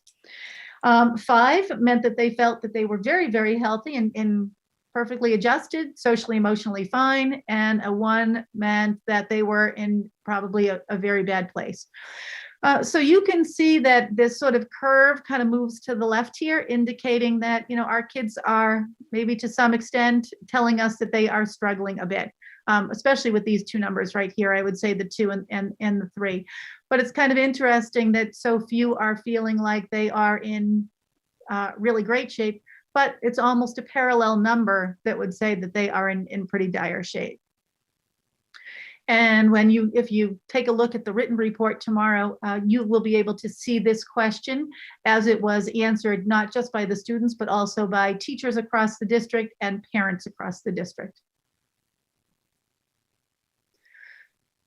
We asked the kids if they expected that schools would be fully reopened in August, and only about 65% of the kids think that they will be, and 35.3% of the kids say no, they don't think that they will be. And this was all the students could answer this one. We asked the, oops. Oh, hold on, did I mix that up?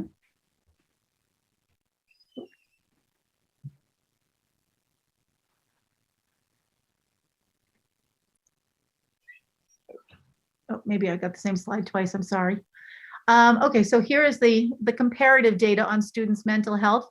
And this top one is the teacher.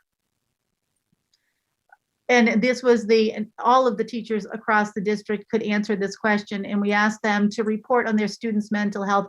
How do you think the kids are faring? And it's interesting because the teachers almost have like sort of a perfect bell-shaped curve there. We asked the same thing of parents, and parents almost have identical answers to the teachers. They're looking at this thing and they're saying, look, what the kids are doing, fairly well. You only see a few people who are looking at kids as doing very poorly. But you can see here that the kids' self-reporting is very different from what the teachers think the kids are feeling and what the parents think the kids are feeling. All right, so let's take a look at the full report, and let's start with some of the science. And along the way, I will be asking Mrs. Rothermick, Mrs. Parson, and Tim to jump in because they are the experts in some of these topics.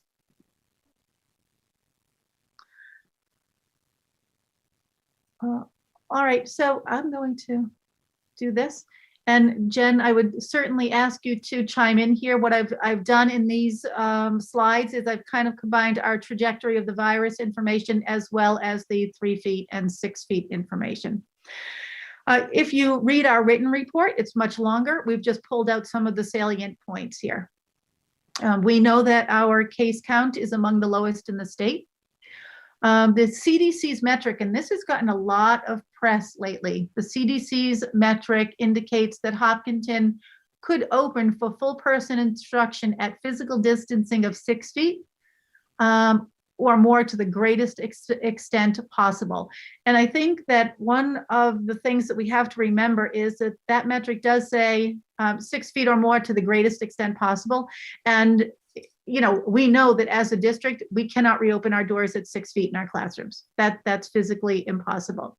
If you take a look at our written report, you're going to see that there's a really nice CDC metric, and we offer some analysis of where we fall within that metric.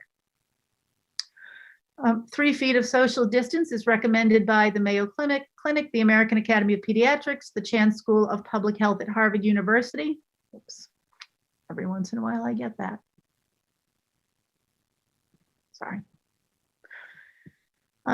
A study of SARS-CoV-2 indicates that 3 feet and 6 feet are not dichotomous, but rather constructs. According to several credible studies, the risk difference between 3 feet and 6 feet when masked is negligible. And that, I think, we really owe to Kathy Engelman. She did such a beautiful job of talking about droplets. And what we're seeing with the SARS virus is that the transmission is predominantly through droplets, and droplets are within that 3 foot kind of range. So if we are able to do 4 feet in classrooms, then we feel that we have mitigated the risk to a place that we are able to invite students back in. One of the things that she talks about is that the 3 feet and 6 feet thing really comes from studies that were done a very, very long time ago. And we use 3 feet and 6 feet in the United States, but it originally started because of a British metric that would have said, how about 1 meter? How about 2 meters? With the SARS virus, because the 6 feet would really be where we started to worry about aerosol. We haven't seen a lot of aerosol transmission, but aerosol will travel up to 20 feet. So 6 feet isn't keeping you safe from aerosol. And then 3 feet is the, oh, I've already said that part about droplets. So Jen, I am wondering, are there things that we heard from Kathy Engelman or some of the studies that we've read, some of the amazing things that you had produced from like Mayo Clinic that you'd like to talk about? I think you've covered the majority of it. I think what we heard the most loudly and the most strongly was the importance of the mitigation strategies and the importance of strict adherence to them. Hand washing, hand sanitizing, the wearing of the masks. A number of the studies I believe that we looked at talked about 3 and 6 feet, but those were perhaps in studies where masks were not being worn.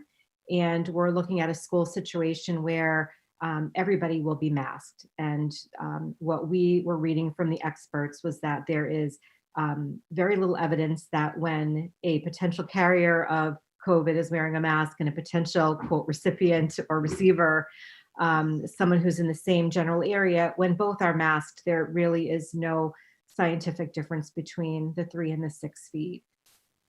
I think those are the things that I heard loud and clear from some of the experts.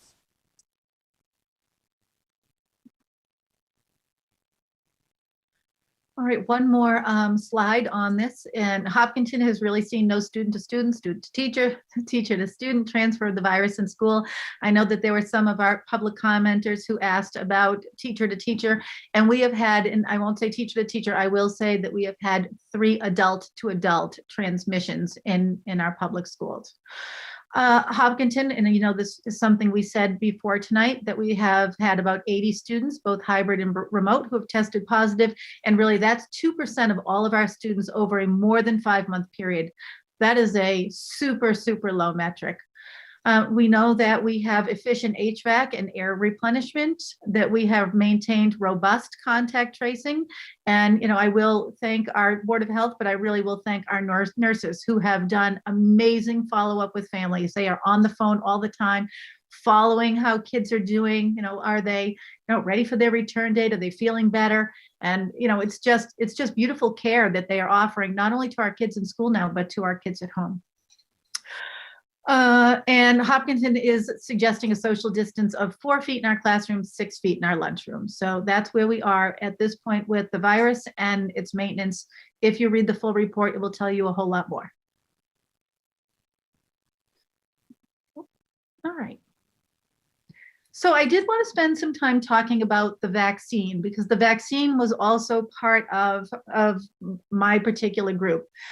And you know that research is evolving all the time, and what we have recently heard from the CDC as well as from Dr. Fauci, and our group did say that we were very much willing to look at credible sources. We talked about what credible sources meant. If we learned, for example, that there was a public school in Arizona that had kids in from 3 feet from September to January, we said that's not credible. But if you were working from the World Health Organization, Mayo Clinics, CDC, Dr. Fauci, we regarded them to be credible sources. So currently what is being said is that vaccinating teachers isn't a prerequisite for the safe reopening of United States schools.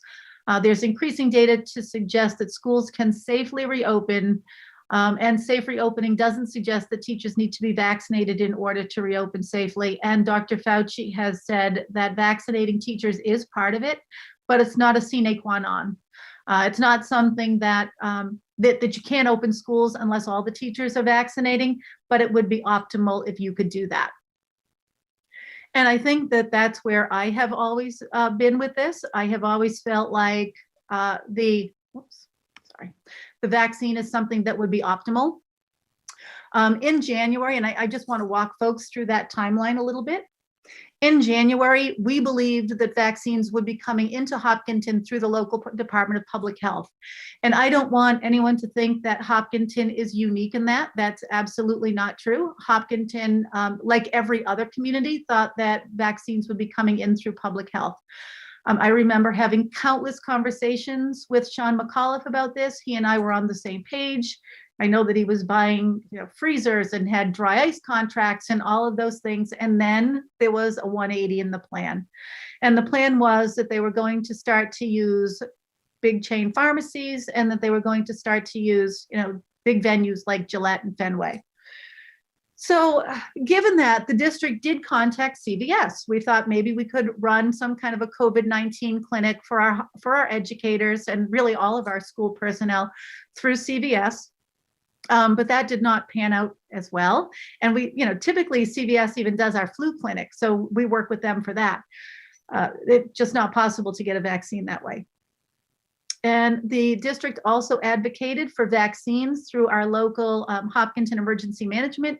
I called Chief Slayman and we had a nice conversation. We talked about maybe partnering with other districts. I know he reached out on our behalf to the Westboro Fire Department and Public Schools, because we kept thinking that if you had a great number, because that's what they wanted, we might be able to do all of the Westboro personnel and the Hopkinton personnel at the same time. No luck. In February, I know we still believed that a vaccine would soon be made available to teachers. I had sent a vaccine update to all personnel. And really at that point in time, I know in that letter I had expressed disappointment in the slow rollout at the state level. And, we really had sort of no plan at that point. And it's very disappointing. I think that teachers have landed in phase 2, tier 3. And I know that, I think just by that very fact, that has impeded a lot of our hopes. I called Carolyn Dykema and I contacted Senate President Karen Spilka. They were wonderfully respondent. And I know that Carolyn Dykema, who worked with a lot of her fellow Metro West legislators, sent a demand letter to Governor Baker to get educators higher up on the vaccination list. I know the school committee tonight is thinking of adopting a resolution to expedite vaccines for educators. And I, as the superintendent, have spoken repeatedly of the need to vaccinate Hopkinton Public Schools employees. I've said it again and again, and I truly mean that, but I don't necessarily know that I feel that without a vaccine, you couldn't reopen your schools. And I know that teachers will be next in line and they're going to start getting appointments, and I can't be happier about that. We are all working very hard. We are all in school every day with hundreds, literally thousands of kids. And I think that that's very, very important that we are able to add that layer of protection. And now I'm going to let Tim talk a little bit about the work that he's been doing, because I think what you see on this slide is work that he has already underway. Sure. Thanks, Carol. Hi, everyone. Actually, it's funny. Susan and I could probably run this one together with lunch, with the lunchrooms, because they really coincide with one another. But where we've taken the buildings and grounds thus far is through the principals, where we're getting an inventory of all the desks. And the reason why that's important is, we all think we should have enough desks for every student. We had them last year pre-COVID. We should still have them. The problem that we run into is our cafeterias, because we can't use our big cafeteria tables anymore and socially distance the kids at 6 feet. We've used our extra desks from the classrooms when we went from, and I'll just use a number from 24 to 12. We're using those 12 desks from each classrooms as cafeteria tables right now for the students to eat at. So once we bring those kids back in, we'll have to obviously take those desks back, which is going to leave us a shortage of cafeteria tables. So we're really working on that right now to figure out how we supplement the cafeteria spaces in the middle school and the elementary schools. We're also going through the classroom layouts. What does 4 feet of distance look like in each of our classrooms? And this is important. We did a lot of this work in the summer when we were setting up classrooms. And I believe Dr. Kavanaugh has, in the summertime when we were doing meetings, showing what those classrooms look like. They'll look very similar to that, with a little bit of extra space. I think what we're measuring at 4 feet would be nose to a child, from child to child, which is, a little bit more than the 3 feet. That's the minimum recommendation. So, but we feel like we can make those classrooms work in that manner. That being said, we're also taking the classroom sizes. So what I've asked the principals to do in this go around, instead of just putting 24 desks in a classroom, we're really trying to use the desks appropriately. So if this classroom only holds 18 kids, but this one 21, we can take the spare desks that we may have had in those classrooms and then use them as cafeteria tables. It's a mouthful, I know. So I think just being super organized as we set up our classrooms is going to be important this year, and it'll also help us maximize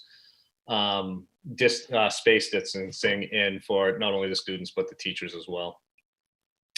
Part of the other things that we're looking at is the mask break area. So we had bought the tents in the fall, and those really are able to support probably a classroom at a time. I think some schools are really using them, and I think some schools it's maybe not worked out as well. And I think it's just the structure of it. I think the elementary school kids, they're used to lining up and going, and doing things in kind of a marching sequence. Whereas you get to high school and the tent is there offered for the students, but they'll hang out in front of the school and they do a nice job of socially distancing themselves. So we're working on those issues. Do we need to add tents to the elementary schools? Do we need to move any of the tents that are there so they work better? And then again, I think I went through the classroom sizes already. And then the cleaning protocols. What does it look like to have all the students back? And again, it really goes back to the lunchrooms.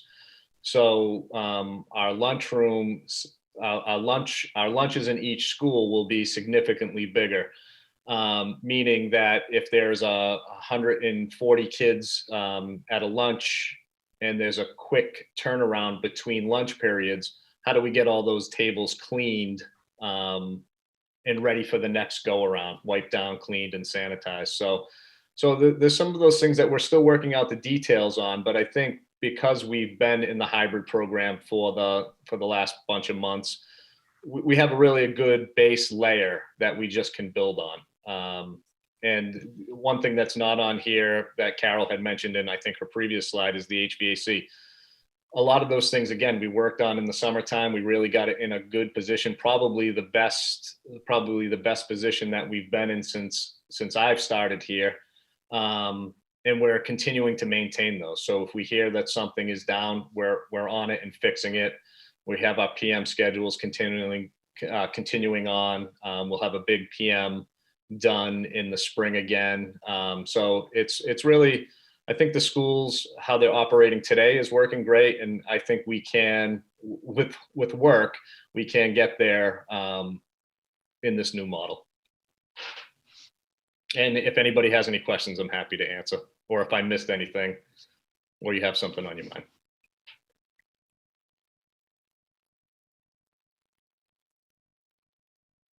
Does anyone have any questions? Yeah, no, I just want to say thanks to Tim Person for doing this. I know we had a lot of feedback that this was an impossible task, and you have worked through it to figure out, okay, let's be creative. What can we do? So thanks for presenting this.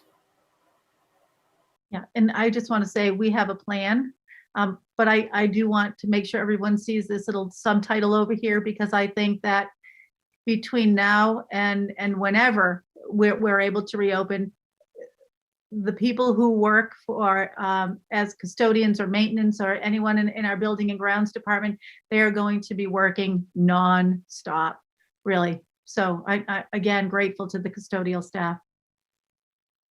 Yeah, and I'll build on that and say they really are a great group, and they've done a lot to help keep us safe throughout this school year.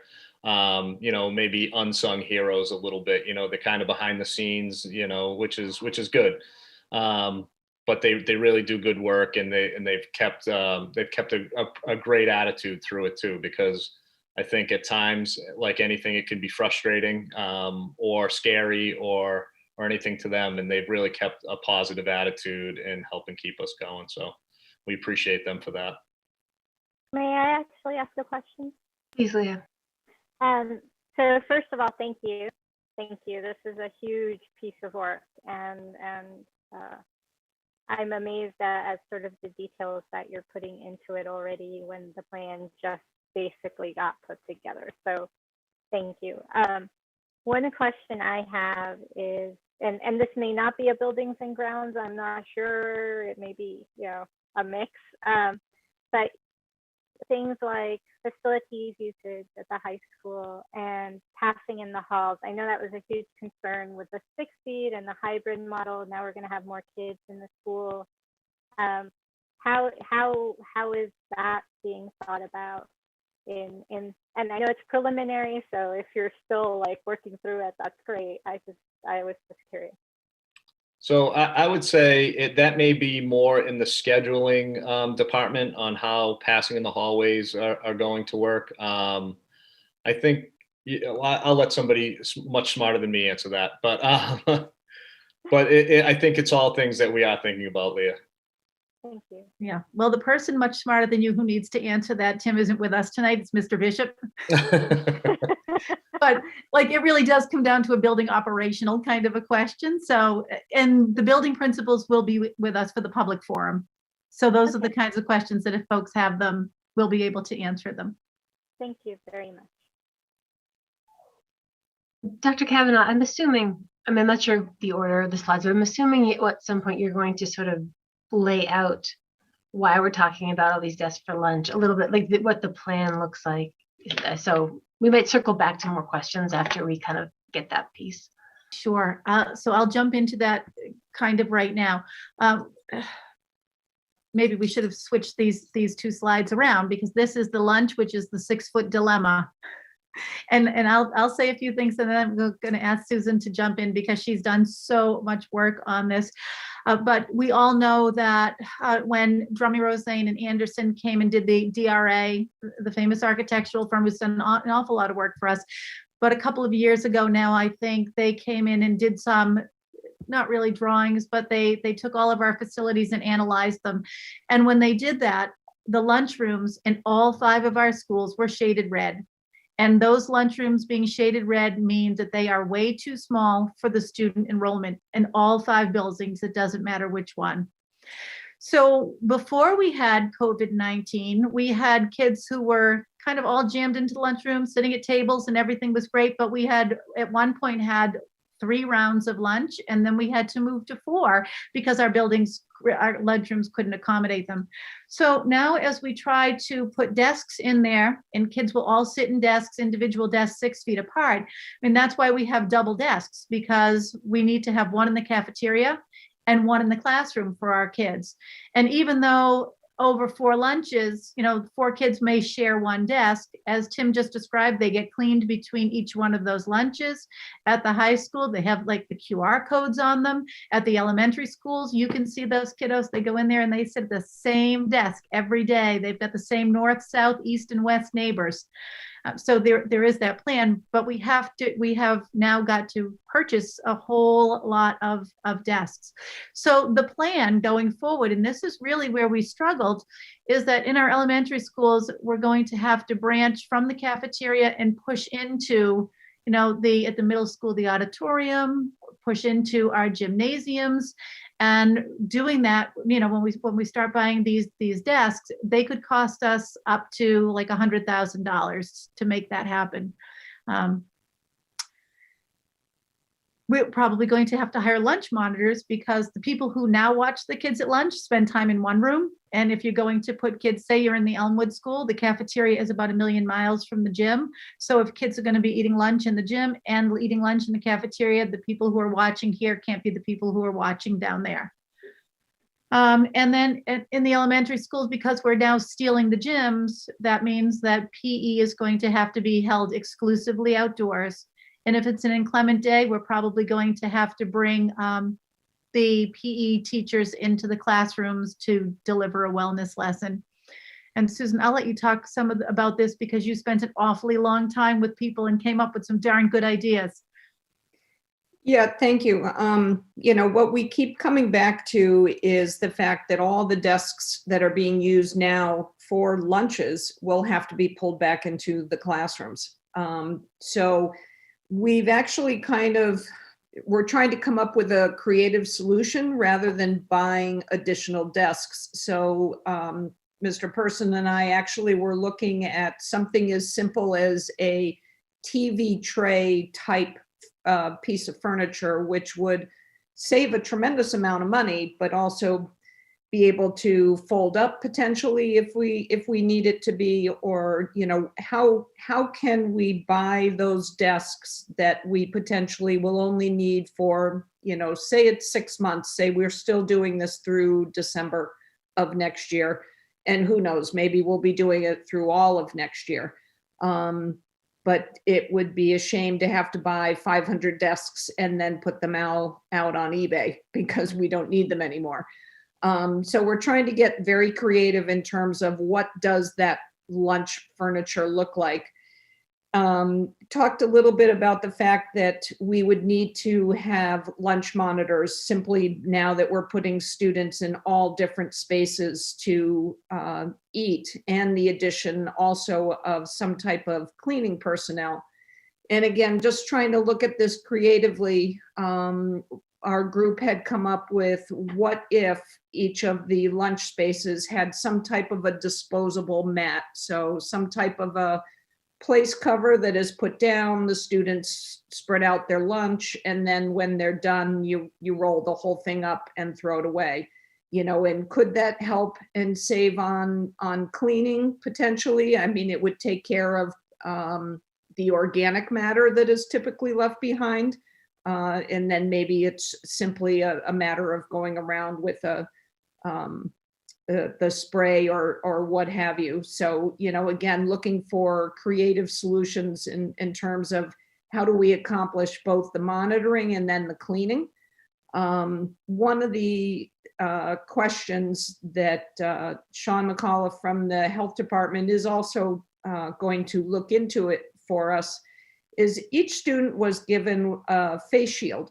And would it matter if a student wore a face shield, no mask, but could they still eat their lunch with the face shield on? And does that indeed help? It may not, but Sean said he would look into that for us as well. The other piece to keep in mind, and I know that Michelle Babin, our school lunch director, and Kathy Bain also are extremely nervous about our allergies. So the more you spread students out throughout the school, and they're eating in all these spaces, the students have a multitude of allergies. So that is still a concern that we have to address. And how, you know, what does that mean? What does that look like? So those are a couple of things, you know, spaces. We're still trying to define what exactly is that furniture, and then hiring of that additional personnel, the monitoring staff, the cleaning staff, and then just really making sure that we are keeping our kids safe in terms of food allergies when we spread them out all over the district.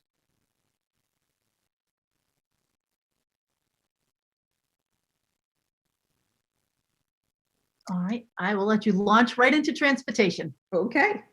So transportation, there was a presentation by Joseph Allen from the Harvard Chan School Public Health, where he really had looked at, he looks at healthy buildings, sick buildings, and really did an analysis on the airflow. As you know, with COVID-19, everything has been about air exchange.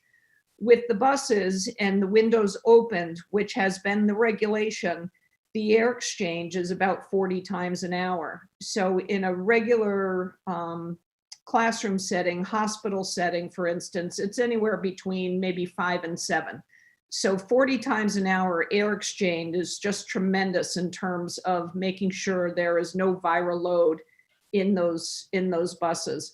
So the regulations for transportation have been lifted immediately. So there isn't a waiting period at all. You are now allowed to put 2 students per bench in a bus. Students still need to be masked. So the green-orange cohort could immediately be combined on a bus, and we would not be over capacity according to these new regulations. So that is, transportation is not a problem, which is good to know. The caveat, you know, really for parents is you want them to feel safe. And in terms of the airflow and students being masked, all, that it's very safe for the students to be on the bus. And we would encourage parents actually to put their students on the bus because of just the increase in traffic.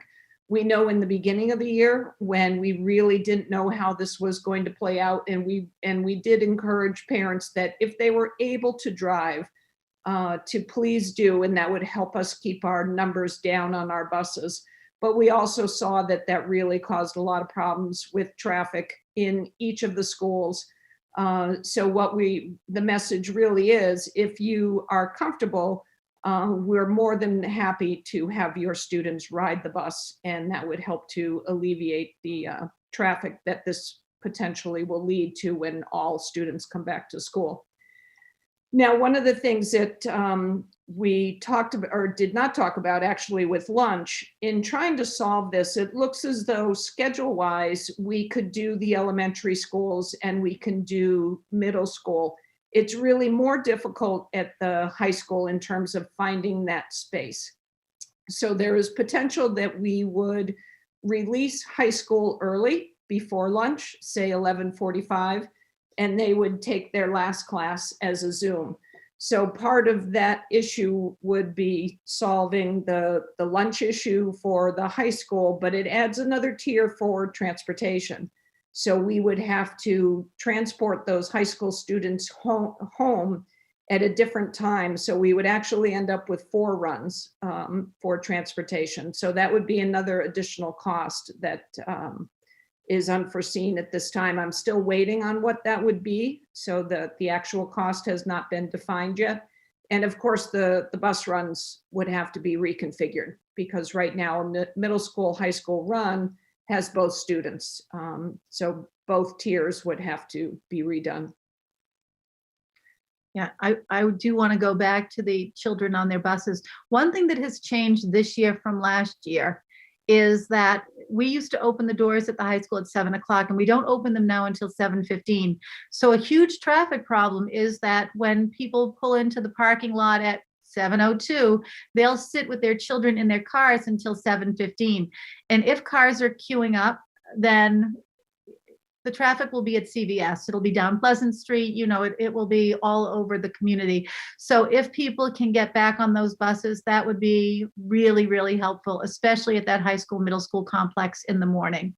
I mean, it's bad now, and we only have 50% of our kids. And tomorrow morning, we are having a town-wide sort of safety meeting. We meet with the chief of police, we meet with the fire chief, several of the officers, lieutenants, school resource officers. And so we'll bring this topic up with them tomorrow morning, but we really do need some help there. So, and Susan, thank you for all of your work on this, and Jen and Tim, thank you so much.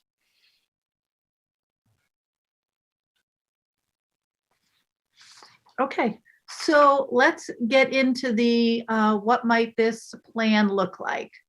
And I will give you these 3 recommended proposals. And at this point, they are really only proposals. The community has to weigh in on this. The school committee is, sort of in some ways just seeing this for the first time as well. But these were things that we thought they were doable. And that's why you see them on the screen tonight, because they are things that we know can happen. So at the high school, what we are proposing is that the high school will maintain its current schedule of what we would call a 7-drop-2. There are 7 periods in every kid's schedule, but 2 of them don't meet each day, or a 5-period per day rotating schedule. So if you're a high school student, you know what I'm saying, whatever class you have, at one point we'll just keep moving through a rotation. So your in-person day, it would start at that 7:25 marker like it usually does. And at 11:45, as Mrs. Rothermick just said, students would board buses to head home. Students would, once transported home, they can take a grab and go lunch with them if they desire, but they have to log back into school via Zoom at 12:45 for the final period of the day. Now, I know it's not ideal to have a period still taught through Zoom, but it's what we can do given the constraints of lunch. And the nice part, I think, is that each day that class changes. So it's not as if you have one class, say math, for example, at the end of the day, every single day taught virtually, but it would change up every day. So That's something that we have looked at, and we think that it's doable. And here's a place where that, the additional bus that Mrs. Rothermick was just talking about, when we put the kids on the bus at 11:45, they're going to, need to have a bus run that's entirely their own. All right, at the middle school, and I am going to apologize to middle school parents who I think were befuddled by all of the surveys that kept coming. But we kept going back to how can we keep the kids in the middle school for lunch? We originally talked about really trying to focus on the core academics and moving the related arts to the end of the day. And if we moved the related arts to the end of the day, maybe they could be delivered by Zoom.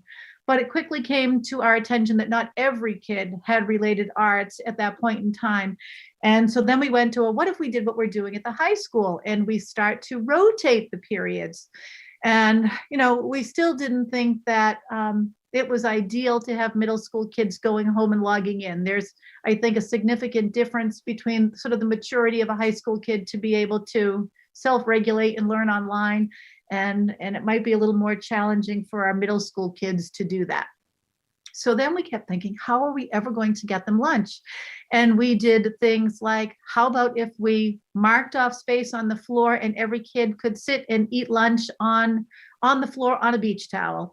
Parents were not crazy about that idea. So interestingly, we got to a place of, well, what if we break our own rules and we allow kids to eat in the Hopkinton Middle School auditorium? And I'm not sure why we hadn't thought of that long ago, but we can probably fit about 90 students in the auditorium 6 feet apart. If we keep our TV tray, whatever it is that we come up with in the gym and in the cafeteria, we can probably put another 90 in the gym and another 60 in the cafeteria. So we will be able to have our middle school age kids stay in school for the entire day, 7:25 to 1:52. Their schedules, for the most part, should remain intact. There are going to be some classes that are going to grow larger. There are a couple of classes where students are going to be transitioned to a new teacher. This is clearly something that Mr. Keller is working on, but these are the data that he had given to me this morning. Lunch can obviously be served, cafeteria, gym, and auditorium, and middle school students are going to end up having their own after-school bus run, which, well, if this is really theirs, so that's not the one that's costing us, it's the one at the high school. But either way, we are paying for one additional bus run. And then at the elementary school level, all 3 buildings will be attending full-time. They'll keep with their regular full school day. Our current elementary schedules will, for the most part, remain intact. The way that our schedules are built now at the elementary level is, we have some push-in services, we have some pull-out services. And if we had 2 kids who are pulled out on a green day and 2 who are pulled out on an orange day, we may be kind of shuffling kids around a little bit in small group instruction. However, we do want people to know that all the IEP 504 and ESOL services will continue to be met. You know now that lunch will be served in cafeterias and gyms, and our PE classes may need to be transitioned to the outdoors on days with inclement weather.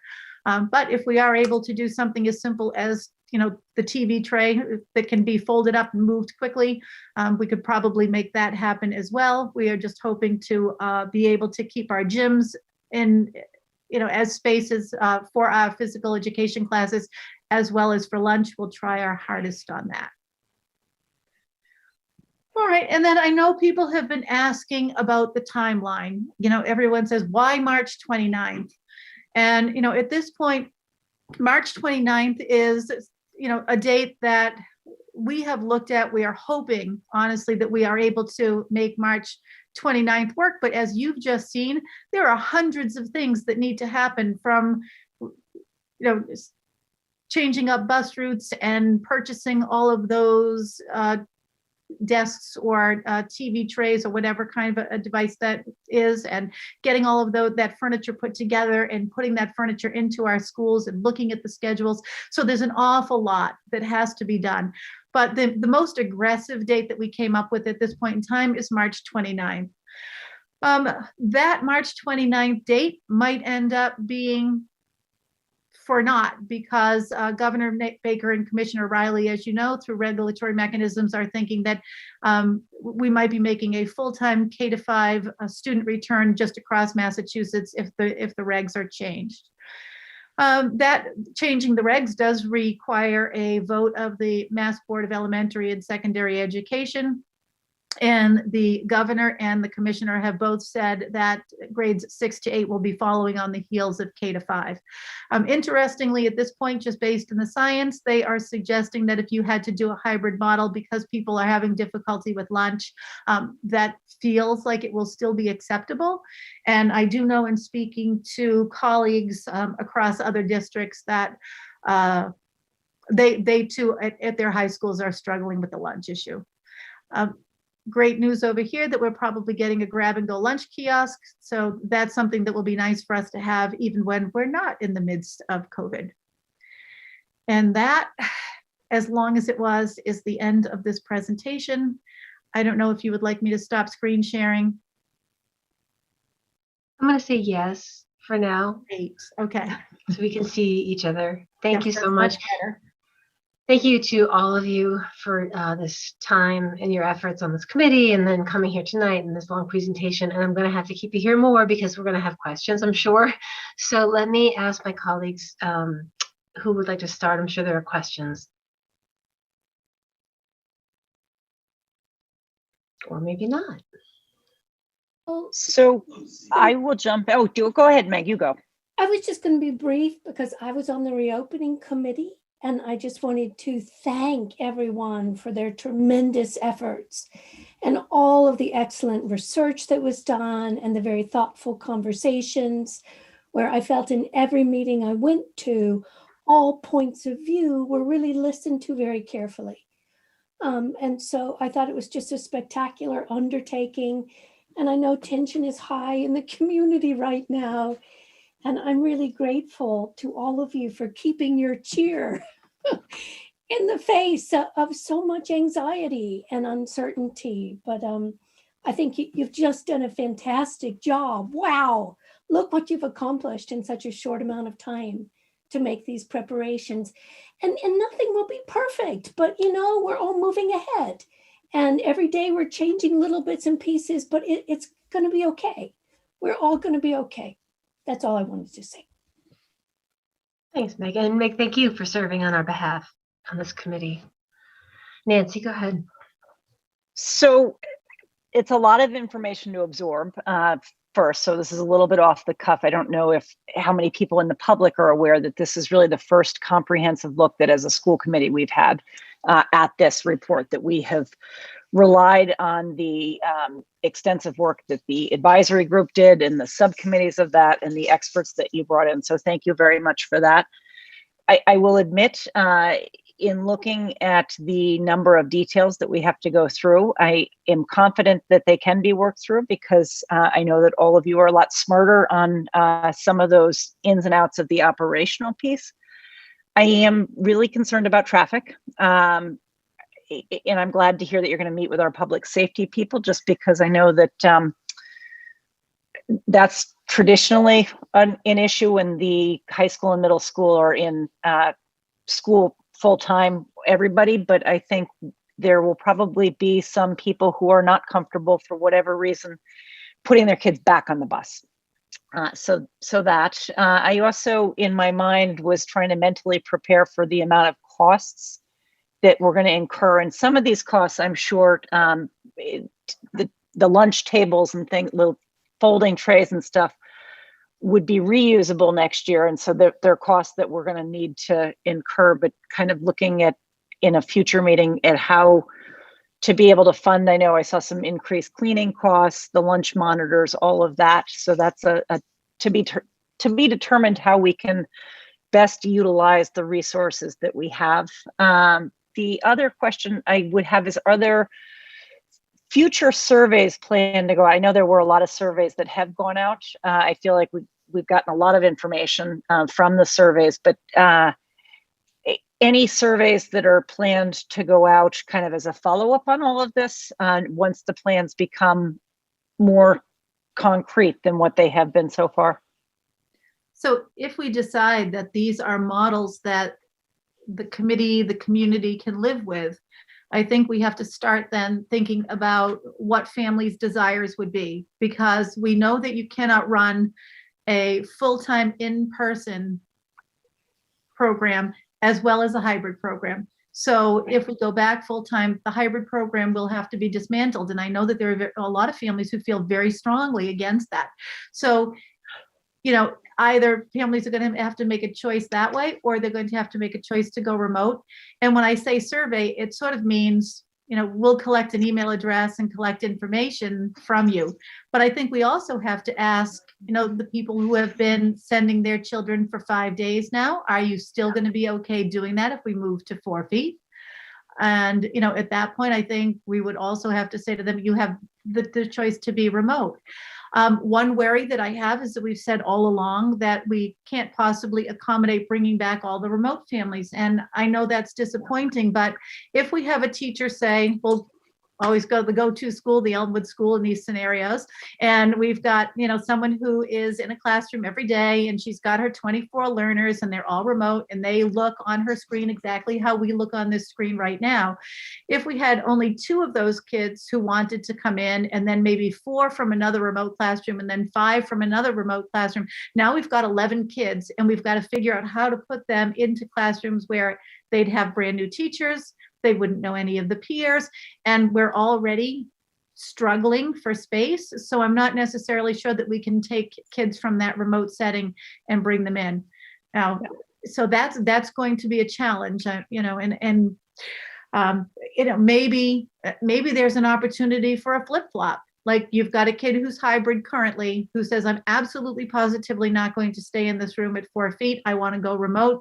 Maybe there would be a child who would say, I'm remote and I want to. So we may go to a place where we can take a wait list, but it's so complicated. Yeah. It's so complicated and got to be really difficult to kind of try to envision before we have concrete numbers. It's kind of a chicken or an egg kind of a thing of, it's hard to get that plan without more concrete numbers, but it's hard for families to, make that commitment too. The other question I have, and I would hesitate to say this out loud just because I don't think anybody really should be taking their news from social media. But there is some speculation that I have seen and concern about potential changes to remote schedules. Are there anticipated, for families that are already fully remote, are there anticipated changes that would not be related to anything that they choose that might happen as a result of the hybrid kids going back fully in person? Well, I can say K-5, there should not be any changes that way. Okay.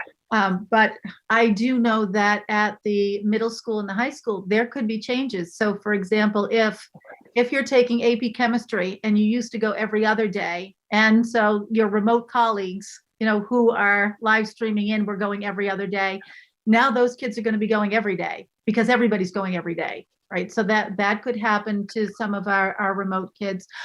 There might be some places, in the middle school, for example, where there was a remote teacher, and that remote teacher may have to shift into being a full-time in-person teacher. So there could be a class of 24 remote students in like a single subject area, say social studies, for example, who may get a new instructor there.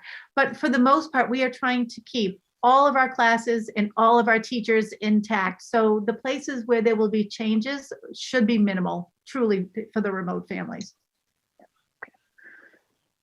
Thank you. I have so many questions, but I don't want to take up everybody's time. So I'm going to cede the floor back to somebody else that might have questions and perhaps circle back. Leah? Yeah.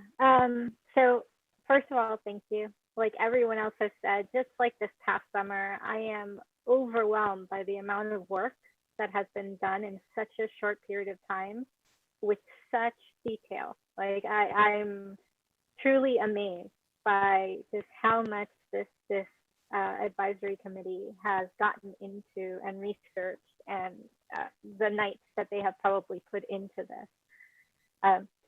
One thing, I was going to save my questions because I think I'm still parsing, but one thing that you said to Nancy that I wanted to clarify. So if you have the students coming in full time, right now for the hybrid, you have, you know, the different cohorts. And so 2 different cohorts may have the same teacher on 2 different days, correct? So when they come in, would that group of students make up one classroom, or are they likely to be split up at all into new teachers? No, say I have my orange kids on Monday and my green kids on Tuesday. If we brought them all together, I would have all of my kids under one roof. And I know that there are people who are saying, oh my goodness, kids are going to have to get used to having a whole new set of peers. And that's kind of true. Okay. Yeah. Jen, I don't know if you want to add anything to scheduling, because you certainly know scheduling a whole lot better than I do. But, you know, it's a simple squish together at the elementary levels, but it might look a little bit different in the middle school. No, I wouldn't add anything to that. I think you've captured it very clearly, Carol, and that for the most part it's combining 2 sections, and you know, they'll come together as one united cohort. But you know, to Carol's earlier point, there will be some exceptions to that based on some outlier situations that we have across the district. Okay, thank you. I'm reserving questions. Like I said, I'm parsing, but I just wanted to clarify that particular point. Thanks, Joe. Yeah, thanks. Dr. Kavanaugh, can you speak a little more about 4 feet and where that comes from? Because we've heard of 3 feet, but 4 is kind of a new number. Well, and you know, I guess it's, so earlier when I was talking about how they had done British studies at 1 meter and 2 meters, which is where they got 3 and 6. For us with 4, what we did was we put the desks back in a room, and we said, so if you had a traditional classroom, how many feet would there be between like center of desk and center of desk, or nose to nose of a kid? And we really thought, oh, look at that, 4 feet, we're not in bad shape here. You know, so it looks pretty much like a traditional classroom. And Tim, you can probably talk more to that than I can, because you're the guy who's put all the desks in there and you've been, you know, integral and physically in the space. Yeah, I think that's really where the measurement comes from, right? So I think it's tough when you look at the desk. You're gonna see, you might look and say, well, that's not far enough apart, but it really is going from the middle of the desk to the middle of the desk. You know, so they're not going to be on top of one another like they were once in the classrooms. And I'm talking more at the middle high school level, where the classrooms are set up more traditionally. You'd have, you know, desk, chair, combo, and right on top of the back of the next chair would be the beginning of the next desk. There'll be some space in between those now, as opposed to being on top of one another. Where it really looks different is actually in the elementary levels, where the learning models have changed. And believe me, again, when I say I'm no expert in how teachers teach, but they've really gone to more of a cluster group type of learning, where the teacher kind of floats around to each of the kids and less into a structured rows of classrooms. So that's really the change in the elementary schools, is that obviously we're creating separation where there was none before, pre-COVID. So it'll still look, it's going to look a lot different in the elementary schools. There'll still be the 4 feet, but the 4 feet is from center to center. A long way of saying a short thing. No, that's great. Thank you so much. I didn't realize that's kind of the standard space our desk had been. So when we say 4 feet, 4 feet isn't really causing any restrictions on the number of students we can get in a classroom. 4 feet is the traditional space generally.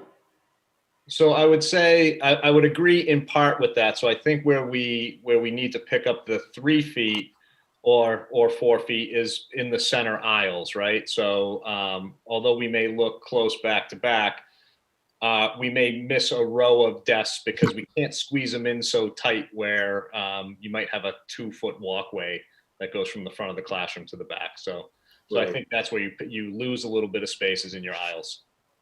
I see. Okay. Thank you. Just to piggyback a little bit on that, we have to remember that there will be, you know, there are some math classes at the high school, for example, where, you know, you've got a lot of high high-level mathematician. So 31 kids will be in that class when you join the orange cohort and the green cohort. So what Mr. Bishop and Mr. Pominville and Ms. Tice are doing is now you've got a class that will be taught in the auditorium, or now you've got a class that's taught in the cafeteria. So they are using every square foot of the building as they kind of move people around to accommodate the 4 feet. Okay. Yeah, the other thing I noted is, first I was amazed. There's a lot of emotions around this. Like, change is difficult, right? And in stressful times, people get anxious. But it was interesting to see, even before I had received the report, a lot of people had opinions on the report, and they couldn't have even read it yet. And we only heard it from you for the first time fully tonight. So I'm still digesting it. I can't say I have a solid opinion. I will continue to read through it, and we have next week another meeting to look at it. But I do know from managing transformation projects in my work environment that change is hard. Nobody likes change. And interestingly, I find that I'm having to remind myself that, I guess, trying to remember that the current state that we're in is the disruption. We're talking a lot tonight about the disruption that's going to happen when we move students back into the schools. That's actually the traditional model. What we're living in right now is the disrupted model, right?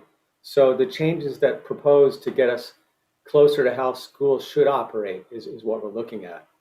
School until this year has roughly been 8 a.m. to 2 p.m. And so while at some level, some may have become accustomed to the current schedule, it's not the best model for educational delivery. And we saw that in the data. This year, we've been delivering between 2.5 and 3.5 hours on average of teacher instruction time per day. And again, the teachers are working at least as hard, probably more than a typical year, but their productivity in delivering to students is cut in half. And so I think as we together as a community work through this change and the stress that change causes and the disruption to our schedules that it will entail, we must take a deep breath and remember, we've been living in the disruption. We're trying to get back to a different state that's better for our students. And I just, again, even as a parent myself, am finding that, we have a way to, humans are adaptable. We get accustomed to whatever routine we're in. We're trying to get to a routine that's best for the instructional delivery for our children. And I will say, Joe, that in some ways, this decision might be made for us if the commissioner requires all K-5s to get back on April 5th. But one thing that I am very proud of is that, and I know if you ask the administrative team right now, they will say that this has been torture over the last couple of weeks, but we do have a plan in place. And I watch my colleagues in other districts who are really struggling a little bit now, thinking, oh my gosh, what if I have to get all those kids back to school? So, I get a little emotional thinking about it because it has been really difficult, and I value my team so much, and I know how hard this has been. So I'm grateful to all of them. Same here. Thank you. Well, I'm last. I have to say, so just, it's a lot to take in. If you're someone like me, as Joe said, we did get the report, yesterday, so we have a lot of processing to do, and I don't think that the community was really aware of that. So just, I guess what I'd like to do is just kind of outline again what this process is and where we are in it. So I think in December, we commissioned the committee.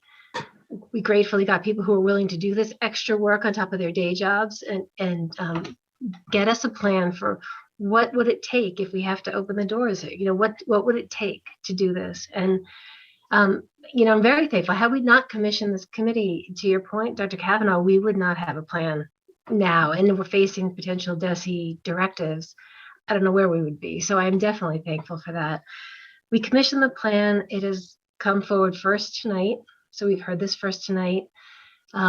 We as a committee need to to digest this. We need to digest that. There, as many of my colleagues have said, there are a lot of monetary impacts. There are a lot of just disruptive impacts, scheduling, and there's a lot that has to go in to make this happen. And it differs by elementary, middle, and high school. Each kind of cohort is its own entity. And when I'm thinking about this, I'm always kind of thinking about different grades in different schools. I'm thinking about typical learners. I'm thinking of special education learners. I'm thinking about the different cohorts of teachers and faculty and bus drivers, and there's sort of a whole universe out there that we sort of see come together to make schools happen. And so we as a school committee have heard this report. We have to digest this. We have to probe a little bit where we have questions once we figure out what those questions are. We know the community has a lot of questions. We've heard a lot of those, many of which were answered tonight. We've scheduled a public forum for next Thursday. The entire meeting is the public forum. So that is a chance for us to hear. We can ask questions, but we'll also hear community questions, and you can field those directly. We're going to post all this material. It's going to be late tonight, so I'm going to say it might be tomorrow morning.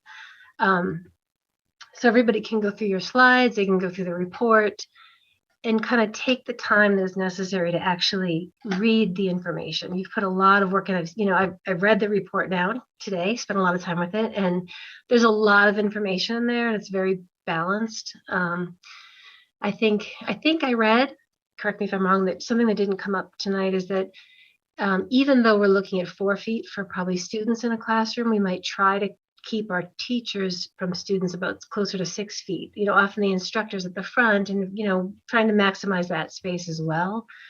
I don't know if we've thought about sort of phasing versus all schools at once. I don't know, there's just a lot to take on board, and there are a lot of questions that have come up. So we're going to hear our questions at the public forum, and then we as a school committee have to take a vote, and we have to determine what is the road forward.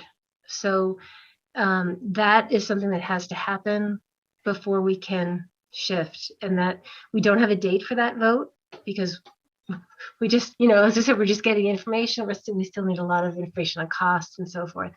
So it wouldn't be earlier than, I guess, the 18th probably, or after, whatever the 11th maybe. If we have a public forum, it won't be before the 4th. Let me put it that way. If we have a public forum on the 4th, we know that's going to happen, and then we've got to sort of see where we are. And I personally can't speak at this point for any of our committee members because we haven't discussed any of this yet, and I think we're taking it all in. So I just want to make sure the community is aware that we have a lot of processing to do, the 5 of us, and individually, and then we'll have to come together as many times as necessary to talk about this and see what it's going to, what it's going to mean and where we're going to go. Can I go ahead, Nancy? I must have said something wrong because both Joe and Nancy are like, oh, what'd you say? Nope. I just wanted to add on just very quickly that, while all of this public process is going forward, we are, obviously committed to working with all of the stakeholders. Obviously, our students, we keep the forefront of what their needs are, but also of the staff and the teachers and the parents and the community, and really trying to make sure that we are meeting the needs to the best of our ability in obviously very difficult times when people have put in, including all of the amazing people here, to not just, I don't mean the school committee, although you're all amazing too. I mean the staff that we have here, and our educators who have been working just tirelessly, not taking breaks, working through weekends and long hours. That it is hard to imagine the sustained pace that has been going on since summer. So just wanted to throw that in. Yeah, thanks. Similar comment here. And it's not just that we're committed to working with stakeholders. We're legally required to run this through collective bargaining with the Hopkinton Teachers Association. And that gets to my concern about the timeline. We do have a public forum next week, but knowing that we have to run this through HTA, I wouldn't be comfortable as we're looking towards an end of March or early April date, the number of desks that have to be ordered. We can't leave Tim Persons and others hanging on those questions while we delay another week or another week. At some point, we have enough information to make a decision. And in order to execute on the desired timeline that we know our students need, I would rather we set a date that's very specific. I thought it was going to be March, next Thursday. And now I'm concerned that we may not have a date, or it could be 2 weeks later after that. I would say maybe sometime this week, the school committee should figure out when that date is going to be, because we need to have a date that we're working towards, knowing all the operational things that will need to be executed and the amount of time that the HTA negotiations may take.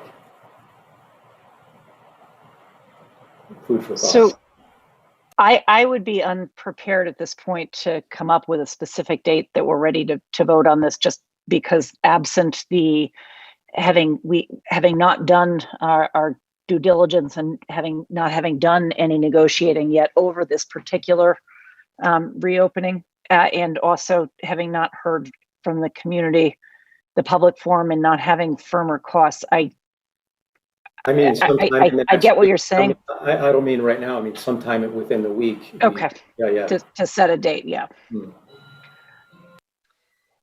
Yeah, agree. I mean, obviously, if we have, if it comes to pass, there is, say, a directive from DESE that we have to bring at least K-5 in by April 5th or whatever that date was.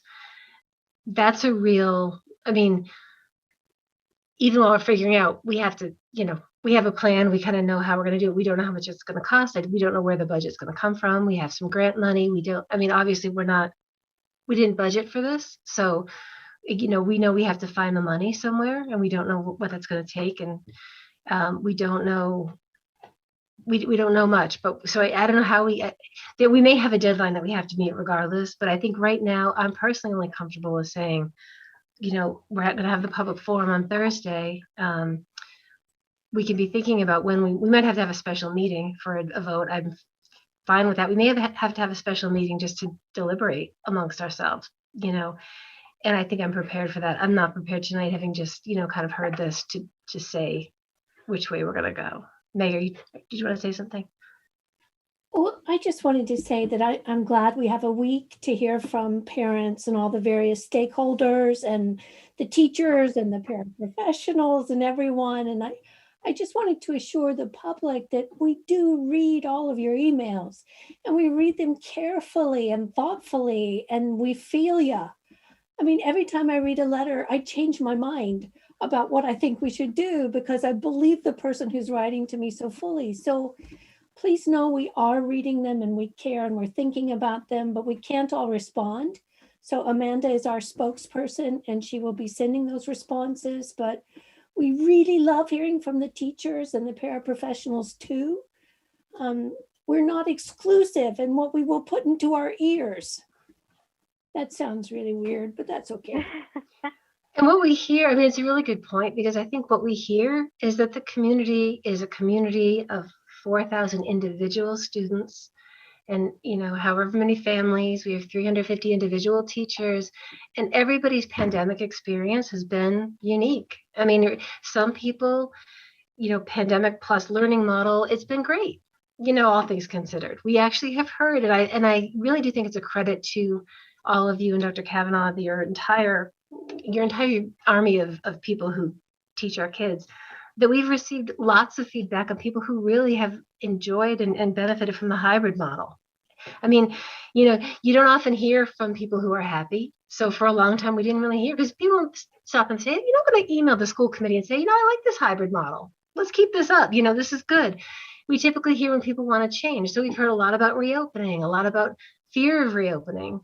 But, now we're starting to hear, lots of people who are really liking hybrid. It's worked for their kids. We've heard a lot of people for whom this has not worked well for their families.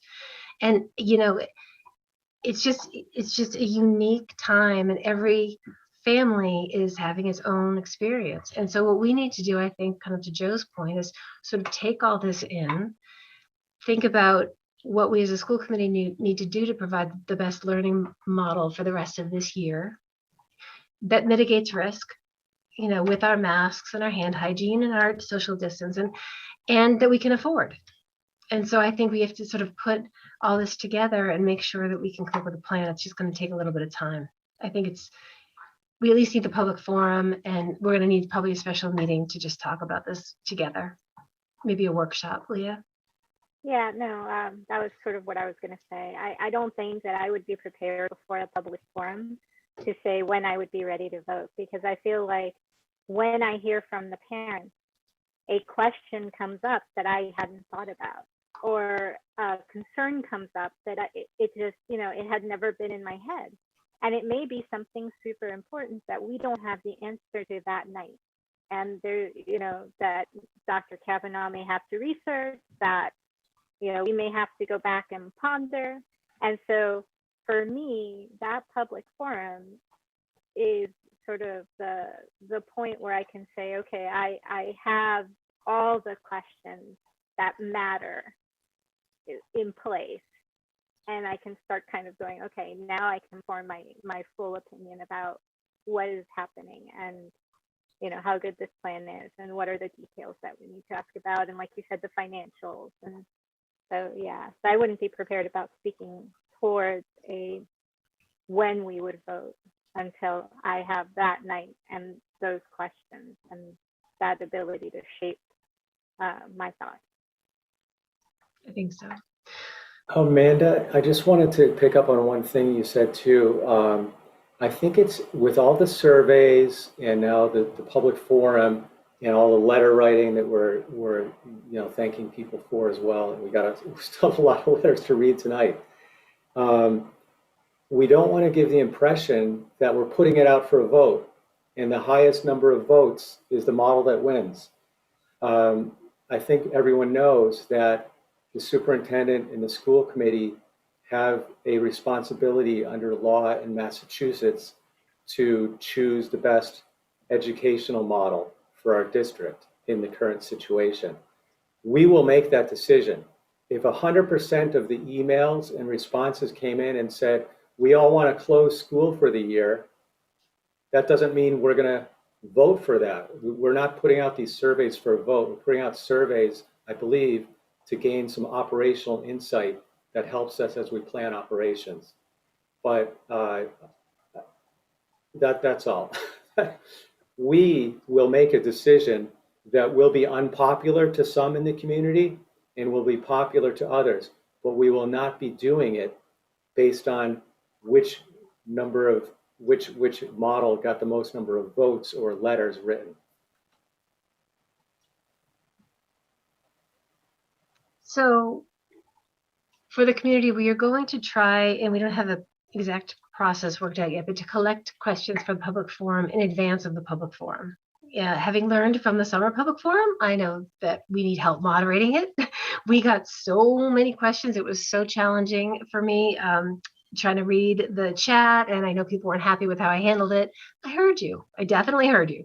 So we are going to try to collect questions, and I think something will be going out before the end of the week. So you can sort of stay tuned for that.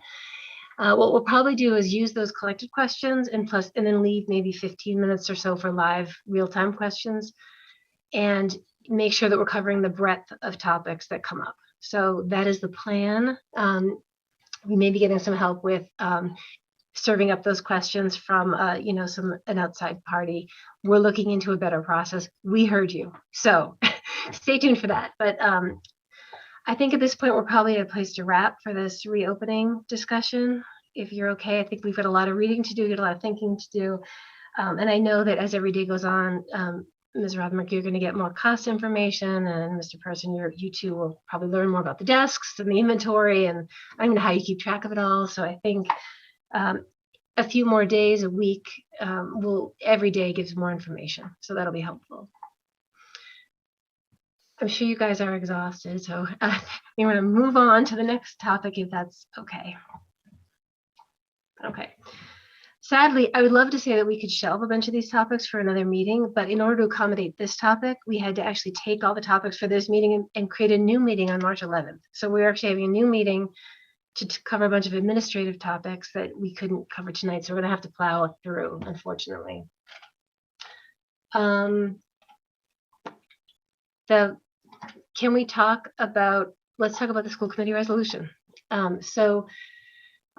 Picking up on this conversation of reopening, I brought forth for consideration for the school committee a resolution in support of prioritizing our pre-K to 12 and beyond, and 18 to 22, I should have said, school personnel for vaccination. And this is a resolution which I guess I will read so everyone can appreciate it. But it has nothing to do with what mode we're in. This is all about recognizing and respecting and valuing our teachers who go to work just like, hospital workers and, dentists. I have a brother-in-law who's a dentist and lots of people in my family who are nurses who've been going to work without vaccines, and they're perfectly, accommodated with risk mitigation. But a vaccine gives that extra level of insurance. And, because our teachers are so important to us, I think it's good for the school committee to voice our opinion to legislators and to others that we support the idea of bumping them up in priority.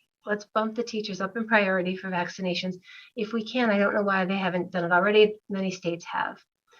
So the resolution says, whereas as of February 22nd, 2021, the coronavirus pandemic has infected over 27.3 million individuals in the US and has resulted in more than 500,000 deaths across the country and 15,853 in Massachusetts.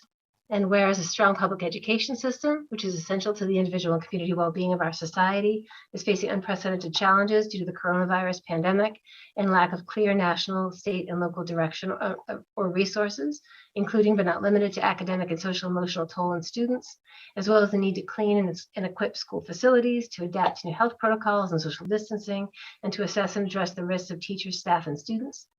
And whereas widespread mask wearing, social distancing, and hand hygiene are scientifically proven to help prevent the coronavirus infections, and whereas vaccines are proven to be the most effective strategy to reduce and eliminate the spread of infectious disease and are important and a necessary tool for eradicating disease, and whereas a free and open pre-K through 12 public education system is integral to the functioning of our community, and whereas given the unique and critical role that our pre-K through 12 public education system plays in the functioning of our community, society, and our democracy, it is critical that teachers and pre-K through 12 staff be prioritized in the distribution of the COVID-19 vaccine.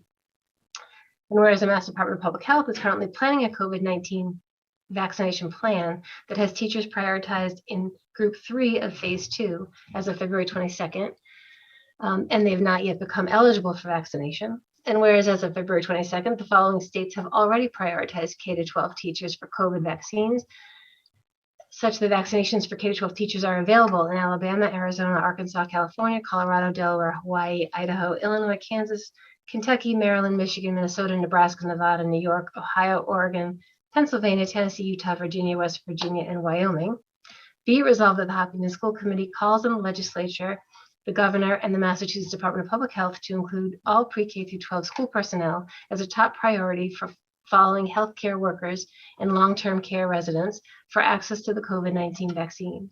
Be it further resolved that the Hopkins School Committee calls on the state legislature, the governor of Massachusetts, and the Department of Public Health to designate weekend hours and extended evening hours for vaccine distribution for all pre-K through 12 school personnel as a top priority for access to COVID-19 vaccine. Be it further resolved that Hopkins School Committee calls on the state legislature, the governor of Massachusetts, the Department of Public Health, to allocate COVID-19 vaccines for all local vaccination for pre-K through 12 school personnel at a local school or community-based facility. And be it further resolved that the Hopkins School Committee calls on the Massachusetts Association of School Committees to publicly advocate for public school educators to be prioritized among essential workers who are given access to an approved COVID-19 vaccine. That is the long resolution. Again, I bring it to you not that because it has anything to do with the state of reopening, but because it is a good thing for our teachers to get prioritized for vaccinations. I will open up to discussion.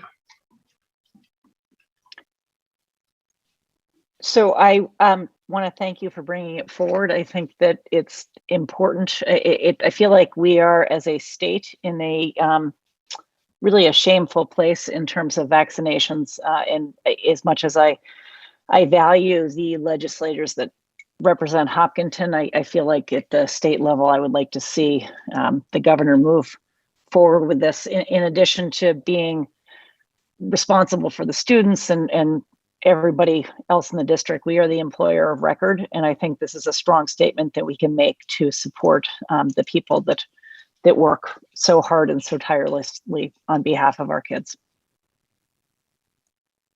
I completely agree. Do we need a motion for this, Amanda? We will need a motion and a vote for this.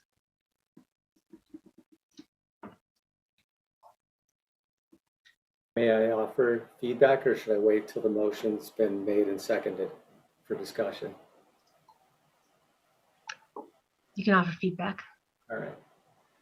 So I like the idea, right? And I think that our superintendent has communicated as much already through our legislators who then brought it to the governor.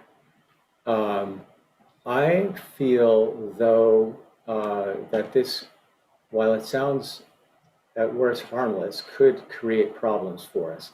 Although mentioned not tied to reopening, it could become so, I believe. My biggest concern is that approving this kind of resolution could create the impression that our schools are somehow unsafe without vaccines, and nothing could be further from the truth. If you're looking for the safest place in Hopkinton, it's our schools. We have had no spread in the schools, while we have had spread outside of the schools in Hopkinton. I feel it could end up actually putting us in a situation that delays reopening, despite the comments that it's not tied to reopening. When the CDC director, Walensky, has made clear that vaccines do not need to be a requirement for reopening schools. By having a resolution that we're in favor of bumping teachers up in vaccination schedule, it creates the impression that they are somehow needed. I also think we're stepping a little outside our domain if we get into state policy on vaccinations. And again, the superintendent has already communicated through our legislators. I don't think state policy is the way it is because school committees haven't made this resolution yet. So I don't see it making any significant change, actually. It might make us feel better. But again, could create problems for us, especially as we head into negotiations. So that's where I stand. I would caution us about this, seriously, about doing this. Is it interesting? So, go ahead, Nancy. Despite I was being all for, what the superintendent has already urged them, and I wish the governor would do a better job in a lot of things related to this, but it's a little outside our domain. So I would respectfully disagree with that, just because we have done other resolutions that have come forward through MASC that have been sent on to the state, including earlier in this, I guess it was before the school year started, the anti-racism resolution that we set forward. I also think that vaccination is something that is necessary that community-wide, not just for teachers and essential workers, but it's a proven way to have some mitigation for the virus at large. And I think that, frankly, this is not something that we're stating clearly. This is not tied to our ability to reopen, which has also been stated by larger agencies than this body here. But that I do feel like we owe it to our employees, our teachers, our educators. We owe it to them to have a voice for them where we can. And I know that many in the community have also reached out to the governor and reached out. And I guess as a school committee member, I feel like we have an obligation to stand up for our teachers. To Amanda? Yes. So I am in I work for a large government contractor. Our organization is fighting for us to get vaccines as well. They are trying to prioritize their workers. Why? Because we are important to the organization and they want us to be as healthy as possible. And they want to help prevent any of us getting sick or in any way getting hurt. Whether it's probably not at work, we're all working from home, right? There's a few of us that have to go in. But it's to prioritize, to show that they care about our health and that they feel that we are important. And I agree with Nancy, the teachers are going to be working in a building with other people, other adults, yes, other kids, but also other adults. It is going to be as safe as it can possibly be. But there is nothing wrong with us saying we want them to have every available means to ensure that they're healthy. Like that's, I think, our job as leaders of the community, as leaders of the school, and frankly, respecting the people that work for us. So I'm in full agreement with Nancy. This doesn't have to say anything about reopening at all. My company's doing it for us.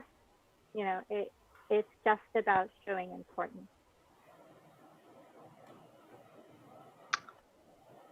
All right, I appreciate it. If there's no more discussion, if anyone would like to make a motion, I mean, clearly you know how I feel. I brought it forward. So I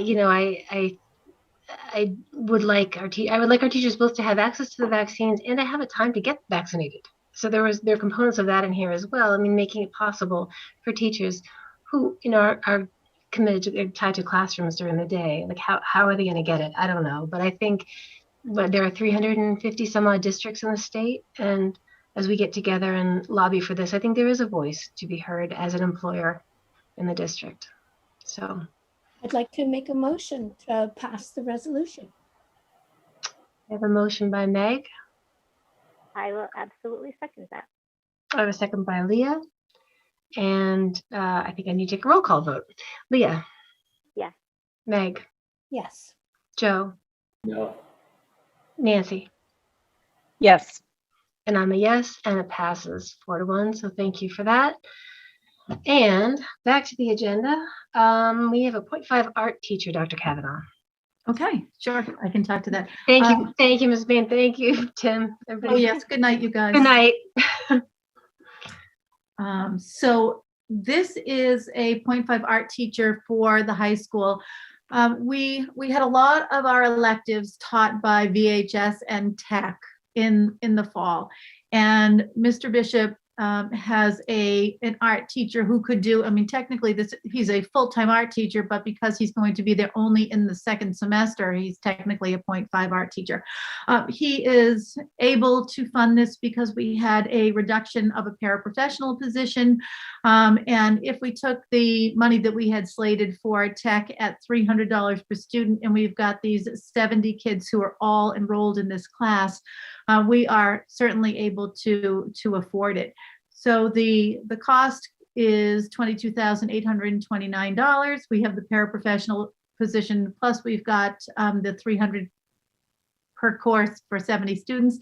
And so we're just looking for your approval for this position. It would dry up in June. So it really is just a temporary position from now until June. And it gives our kids at the high school, even if they are remote students, a human being from Hopkinton High School with whom they can interact. So. Thank you. Mm-hmm. So it's just for this year. That's good to know with our budgeting. Are there any questions or discussion, or do we want to make a motion on this? I'm utterly delighted. I know how much it has frustrated some parents that their kids have not had a Hopkinton school teacher. The fact that you found a way, that Mr. Bishop found a way to bring somebody in to in-house to get these students in front of one of our teachers is fantastic. I'm utterly delighted. Thank you. I'd like to make a motion. Okay. Second. What was your motion, Meg? To pass to? Pass this 0.5 higher. Okay. Motion by Meg, second by Leah. And a roll call vote. Meg? Yes. Nancy? Yes. Joe? Aye. Leah? Aye. And I'm an aye as well, and that passes. Thank you for bringing that forward, and thank you to Mr. Bishop for thinking creatively about that. Okay, that brings us to the one-year contract extension. Dr. Kavanaugh. Sure. So the Hopkinton Teachers Association, their contract ends at the end of this school year. And given where we are with all of the other time constraints and pulls, in terms of, the things that are just happening generally day to day, and thinking about reopening and thinking about MCAS testing. And so, the clock has ticked, and we really feel like at this point, or we felt like it would behoove us to try to engage with the HTA and have a 1-year contract extension, so that would give us some time to really hash out a nice, thoughtful 3-year contract going forward. It might also give us an opportunity to try some interest-based bargaining or some other mechanisms that we probably haven't used in the past. So that's where we are. And as you know, they are slated to get a 2% raise. The association did ratify this. We've cleaned up some language. We do have an agreement to look at interest-based bargaining. And the one thing I think that will be very helpful going forward is that we will be able to take a look at all of the stipends in the teacher's contract, because right now we're feeling like they're kind of all over the place. So that looks like it needs some housekeeping. Thank you. And yeah, we're thrilled that this was ratified by the teachers. We think this is a really good, a good move to extend the contract, and we were thrilled that they agreed, and that we're moving forward and can. We have a lot to talk about with reopening and everything else, and I think we'll be much better positioned in the fall to start really looking at 3-year contract. So we're excited. Any comments or questions from the committee? Okay. So I make a motion to ratify the 1-year contract. Okay. Motion by Meg. I'll second. Second by Leah. And I'll do a roll call vote. Meg? Yes. Nancy? Yes. Joe? Aye. Leah? Aye. And I'm an aye as well, and I'm thrilled, and I think this is great, and I can't wait to get to work on looking at stipends and everything else. I think it's great, and I'm thankful for the Teachers Association for agreeing to the 1-year contract extension. Okay. Before and after care, Ms. Rothernick. Thank you. So an invitation for bid was put out for the before and after care program for the next 3 years. As you know, this program contract ends at the end of this year. There were multiple minimum requirements, which were the highest ranking requirements that we utilized in previous bids. And if those requirements were met, then it was looked at for the highest rent proposal. So as you can see, there were 4 that had submitted, and the highest valued rent was for the Metro West YMCA for $331,000 for the 3-year contract. So I'm looking for the committee to authorize execution of that contract. I do know we haven't read them all yet, but we did receive a number of public comments on this particular topic with before and after care. And I think a lot of this dates back to maybe sort of how we've selected this vendor in the past. And I was not on the committee. I think the last time this went through, I was just shy of joining. But I do think that maybe there was a bit of a surprise here with this selection. I don't know that people knew that this was happening. And I don't know, Nancy, if you have any, because I know you were deep in the process last time as chair, or maybe you weren't even chair, I'm not sure at the time, but I know you were on the committee, and maybe you could share some insight. So I actually was not the chair at the time, but I was on the committee back in 2018 when we did this. And I, just to refresh my memory a little bit, I did research back just because I was surprised. I had kind of dropped off my radar that this was coming up right now. And in looking back in 2018, the vendor had switched at that time from the YMCA to Kidsborough. And I just want to say, I think we're very lucky to have 2 very high quality vendors in town. But in looking back historically, this contract has gone back and forth a number of times between the YMCA and Kidsborough. And it's based on as we know from other proposals, when we've had to go out for bid, the proposal process is very prescribed. And it's a little bit different, but there are legal requirements that we have to meet in order to put it out. And every time that it has flipped, it has generated some public comment from typically parents of the existing vendor, which is, I know it's unfortunate when you have kids that it's sometimes difficult to make a change if you're not familiar with the other vendor. But I do feel like this is not atypical in terms of the outcome and the public comment that we have had. And I know that was said at the 2018 meeting with regard to the 2015 switch of the contract as well.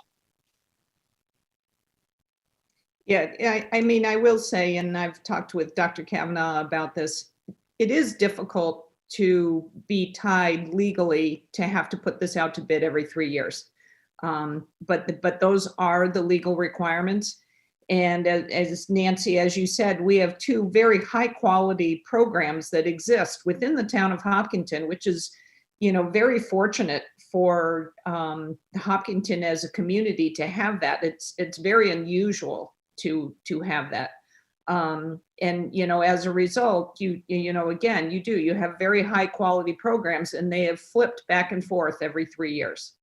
And, as Joe says, change is hard.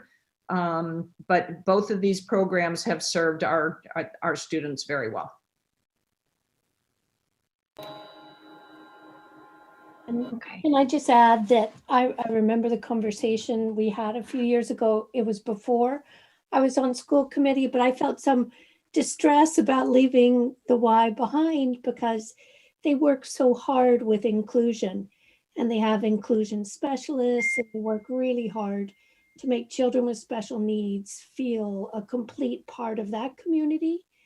And they really reach out into the community itself to have events for parents and families and people who are not necessarily connected with the Y. So I think it's one of the greatest nonprofit organizations we have. And so I'm happy to give it a 3-year contract. Ms. Rodman, can I just confirm, we will be offering at every school, every elementary school, right? We're going to continue correct. that? That's Okay. correct. Just to be sure, because I think that's been a plus, being able to do that. It was the intention. We did not have it at Elmwood, and it was the intention this year to open it at Elmwood. But of course, the numbers didn't play out, and the numbers didn't play out at any school, really. So yes, this aftercare program will be at all 3 elementary schools. I have a quick question for Ms. Rotovich, Amanda. Go ahead. Can you explain, was this an RFP or an IFB, and what's the difference? And Yeah, so this was an invitation for bid, an IFB. A request for proposal is where you pull in certain requirements that you then evaluate. So you typically would do that around something that you are unfamiliar with. So when I started here a couple years ago, it was an RFP process. And so I followed the process that existed at the time. Mm-hmm. And so I, as an outsider, was unfamiliar with both programs.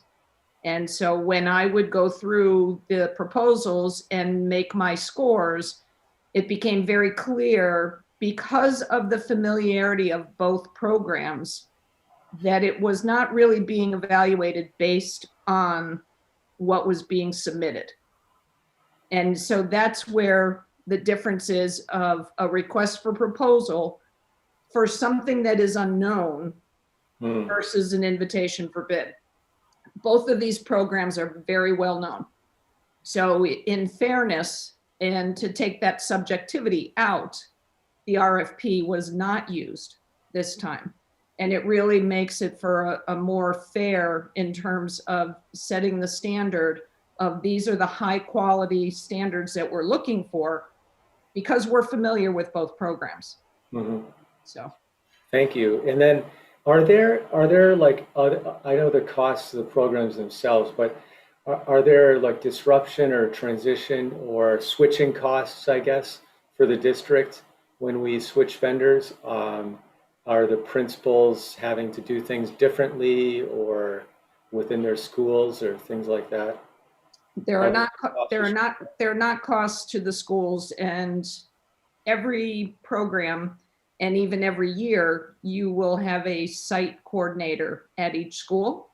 So that it takes the principals just having discussions with that site coordinator. Now, the site coordinator that's there one year may not be the same one the following year, because again, it's only a school year position. So that, you know, the principals work with their site coordinator, lay out their expectations for the school, and, you know, their communication is with that person, and, you know, they're held to that high standard that each school expects.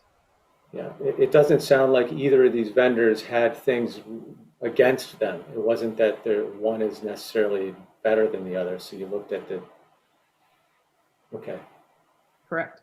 And we've used both in the past and may use both in the future, depending on the need. Yeah, I mean, you know, it's just how it is. And again, it's not advisable to use an RFP for something that is well known. It's a product or service that is well known.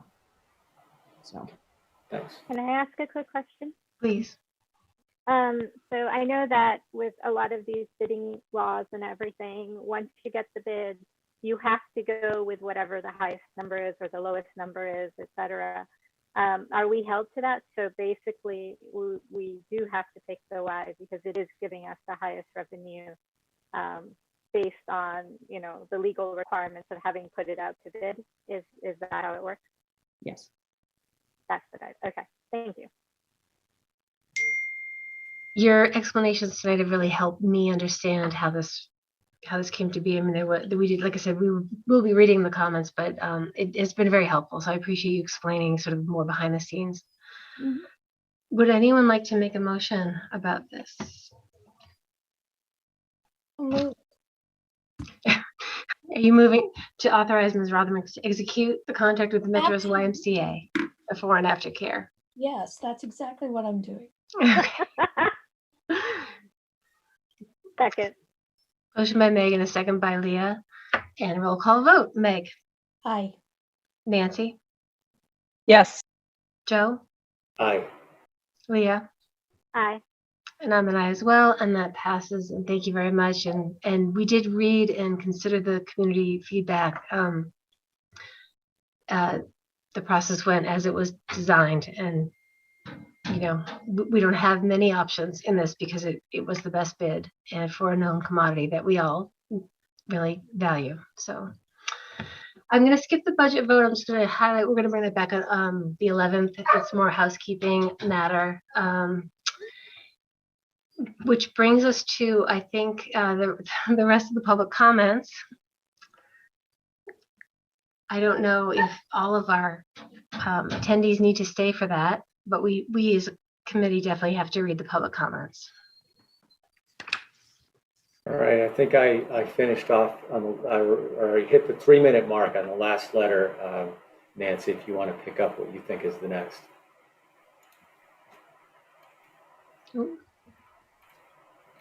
You're on mute, Nancy.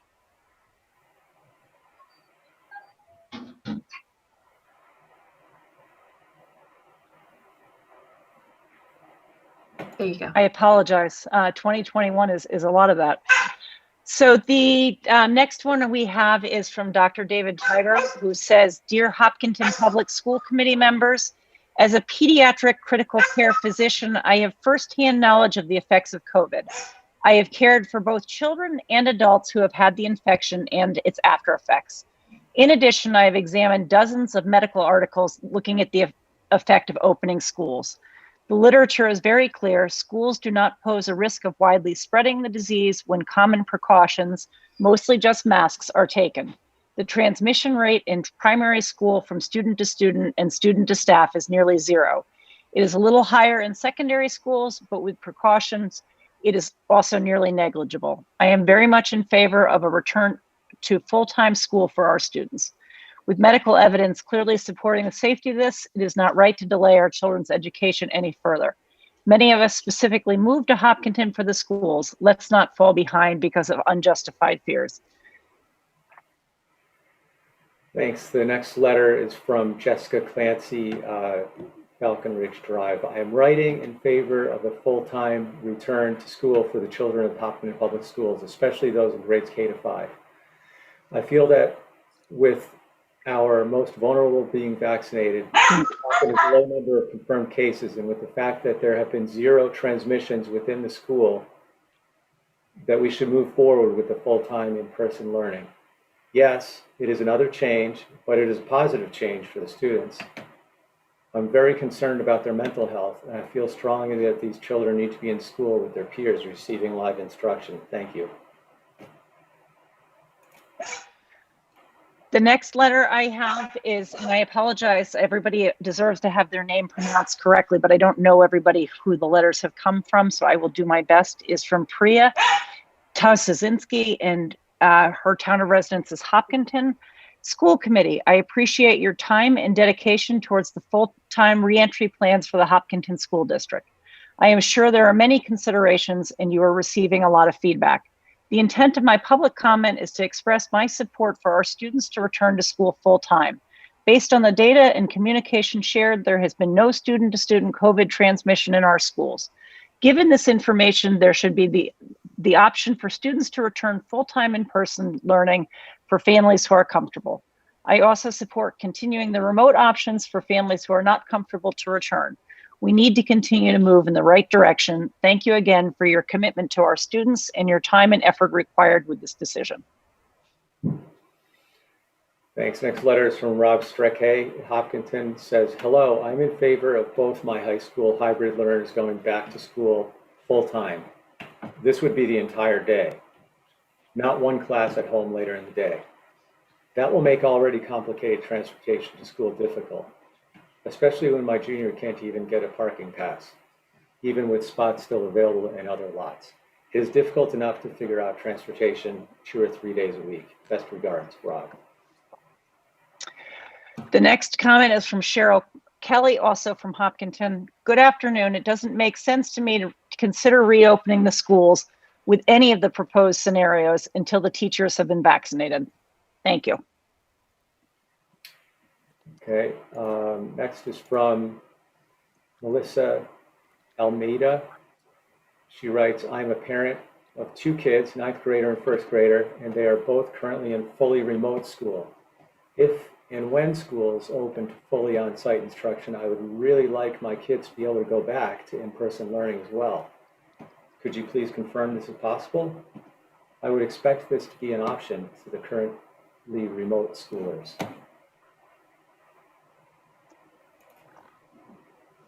The next comment I have is from Dr. Wanda Fipatanako.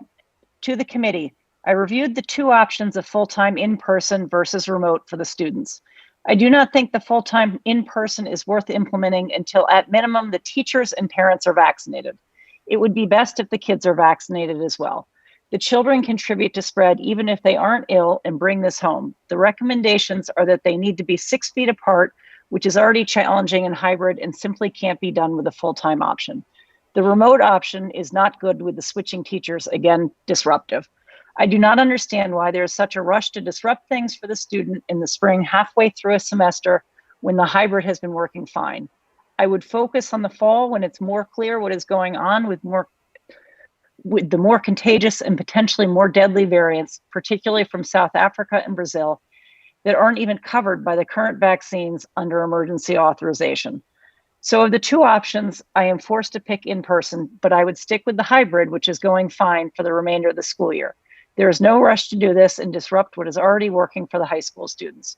Also, when is the 8 a.m. starting for the students? Even pre-COVID, the early start time has been a chronic problem for overall health and learning. I speak as a parent, but also as an immunologist and epidemiologist who understands immunity derived from the vaccine and issues related to spread and morbidity. I would be happy to discuss more on these issues. Thanks. Next letter is from Lena Gill. Dear Dr. Kavanaugh and members of the school committee, there's been local community chatter that return to full-time could happen as soon as March 29th. Will there be provisions in place to get all teachers and school staff vaccinated prior to this for their health and safety? Were teachers surveyed on how they feel about returning to full-time in-person schooling with new safety parameters? And will those results be made public? If not surveyed, what was the rationale for this? What was the rationale for not surveying remote families? Will they not be affected by these changes? Thank you for your time and efforts to address community concerns. Next comment is from Jennifer Slotchy, also of Hopkinton. Hello, school committee and Dr. Kavanaugh. The intent of my public comment is to be a strong advocate for the Kidsborough program. I was extremely disappointed to hear that Kidsborough was not awarded the bid for the next 3 years. This past summer, Kidsborough rose to the occasion to create a safe summer camp experience for families when many other camps hesitated, lacked resources, or were closed. Their eagerness, creativity, and commitment is what allowed them to open their doors and provide Hopkinton families with a child care option throughout the summer. This past school year, Kidsborough again pivoted their traditional child care model. They leveraged all of their locations in order to keep the green and orange cohorts separate and safe. They created a remote learning offering where students could go to their program when they were not physically in school. They took on remote learning assignments, navigating iPads, apps, homework. They took on the challenge of being teachers and didn't miss a beat. When the district changed from the remote learning days to have Zoom instruction, the Kidsborough team took that on as well. The Kidsborough program has above and beyond proven their dedication and support to the Hopkinton community. I will never be able to fully express how grateful I am to that team for not only providing support to our dual income family, but for providing our daughter with a safe and fun place to go where she can continue to learn and get the social interaction she so desperately needs. After all Kidsborough has done for Hopkinton, especially this past year, I can't believe we would turn our backs on them. It's not right and doesn't sit with me at all. We are better than this. Thank you for your time and consideration. The next letter is also from Jennifer Slotchy on a different topic. Hello, school committee and Dr. Kavanaugh. Thank you so much for your time and dedication towards the full-time reentry plans for the Hopkinton district. I understand you are receiving an incredible amount of feedback and have an overwhelming amount of scenarios and considerations you are currently navigating. I am extremely grateful and appreciative of all of you. The intent of my public comment is to be a strong advocate for our students to return to school full-time. As it has been proven and communicated out multiple times, there is no student-student COVID-19 transmission in our schools. With that, there is no longer a reason to continue with the hybrid learning model. I believe it is fair and generous to continue the remote learning option for the spring for those families who have needs or who are not comfortable to return. I also strongly believe that it is time to extend the same courtesy to the families who are comfortable with returning to school with a full-time learning model. Thank you again for your commitment to our students and appreciate my voice being heard. The next comment is from Joelle Repetto, also from Hopkinton. I am writing in support of our full return to school as soon as possible. I am also writing as a parent of an elementary age child, as I do not feel in the position to comment on the best choice for middle and high school age children. The time has come for our district to move forward. Neighboring districts, Northborough and Southborough, are moving ahead with 4 full days a week as soon as March 23rd. We have proven this can be done safely, and after almost a year of learning, growing, adapting, I am confident that we can and should do this. For parents concerned about the risks, I respect you and I hear you, but there is an option for you in remote learning. Coming from a 2-parent full-time working household, it is a struggle on a daily basis to keep our child engaged at home, despite our most sincere efforts. For parents concerned about children adapting to changes 2/3 of the way through the year, I understand, but there is ample learning time left, and we all have seen clearly that no one is more adaptable, resilient, and capable than our children. Please do not take away this opportunity for so many of us that have been waiting every day for a glimmer of hope that full-time return could happen. Near and far, schools are back full-time. The kids are happier, learning, and thriving while still being safe.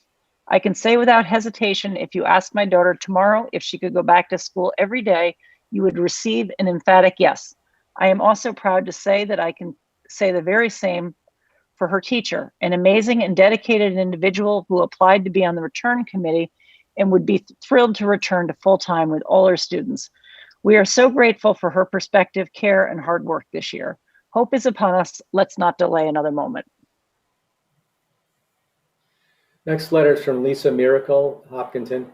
As a member, she writes, as a member of the fall reentry group, I know how much time and effort you have all put into this academic school year, and I'm grateful for your efforts to keep our children safe while prioritizing their education.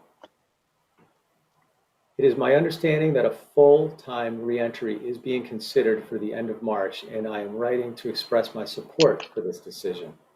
Throughout this pandemic, we have all been instructed to make decisions based on the science.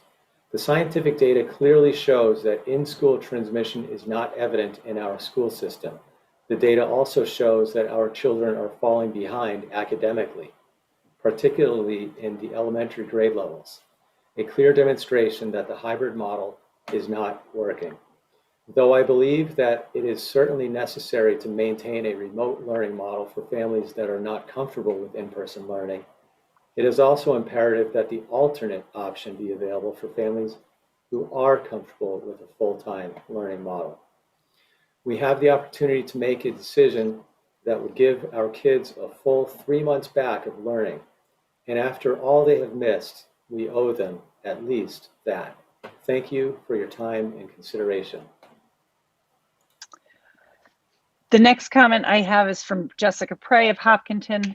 Dear school committee members, I would like to submit a public comment in support of the return to full-time in-person learning in our Hopkinton schools. I wholeheartedly support the return to full-time in-person learning by April at the latest. Over the past year, families have had to navigate through this pandemic, both personally and professionally, for ourselves as well as our children. Although many things have changed and we have learned a lot, one thing has stayed the same: the need to rely on scientifically sound data to guide us in how to best move forward towards a new normal. The data is clear. Hopkinton has a low incidence rate with no student-to-student, student-to-teacher, or teacher-to-student transmission of the virus over the past 6 months. All of the hard work done last summer to implement mitigation strategy in our schools has paid off. We have successfully demonstrated the ability to mitigate risk effectively with all the measures that have been put in place. Based on the data, it is time to build upon these measures and return to full-time in-person learning. Our children have had to adapt, transition, and flex an extraordinary amount this year. It has not always been easy, but I am confident that this transition back to full-time learning will prove to be a positive one, not only for the added benefit of structured learning every day, but also for their social and emotional health. Our children have proven to us how resilient they can be in adapting to change, and this transition will be no different. There will never be a right time to transition to full-time in-person learning. Only our ability to rely on the data to tell us when need to move forward from where we are today. That time is now. Next letter is from Jaspreet Sethi. She writes, hi, I am writing this to ask on the opportunity for fully remote kids to be included in full return of school. I understand the recent discussions are applicable for hybrid students only. The hybrid model did not work for us, and we are hoping full-time will be given an option for us to switch. Please share your plans and considerations on this. Thanks, Jaspreet Sethi, Hopkinton. Next comment is from Matthew Wine of Hopkinton. I am a proponent of full-time in-school education. My children in both elementary and middle schools have been hybrid students all year. However, I believe the time spent trying to figure out a transition to full-time before the end of this school year would be better spent developing plans and gaining endorsement from all stakeholders to open schools full-time in person for the next school year. These plans should include contingencies to retain full-time in-person education in the event of a resurgence of a new strain of COVID or a new and different virus, as well as preparedness plans to ensure seamless transition from in-school to at-home learning should we be forced to do so for whatever reason, including anything from prolonged periods of community-wide quarantine to regional weather events. The fact that we were unable to utilize this sort of basic emergency preparedness plan a year ago meant our children were just cut off from education until public health officials were able to advise on the details of this particular health crisis.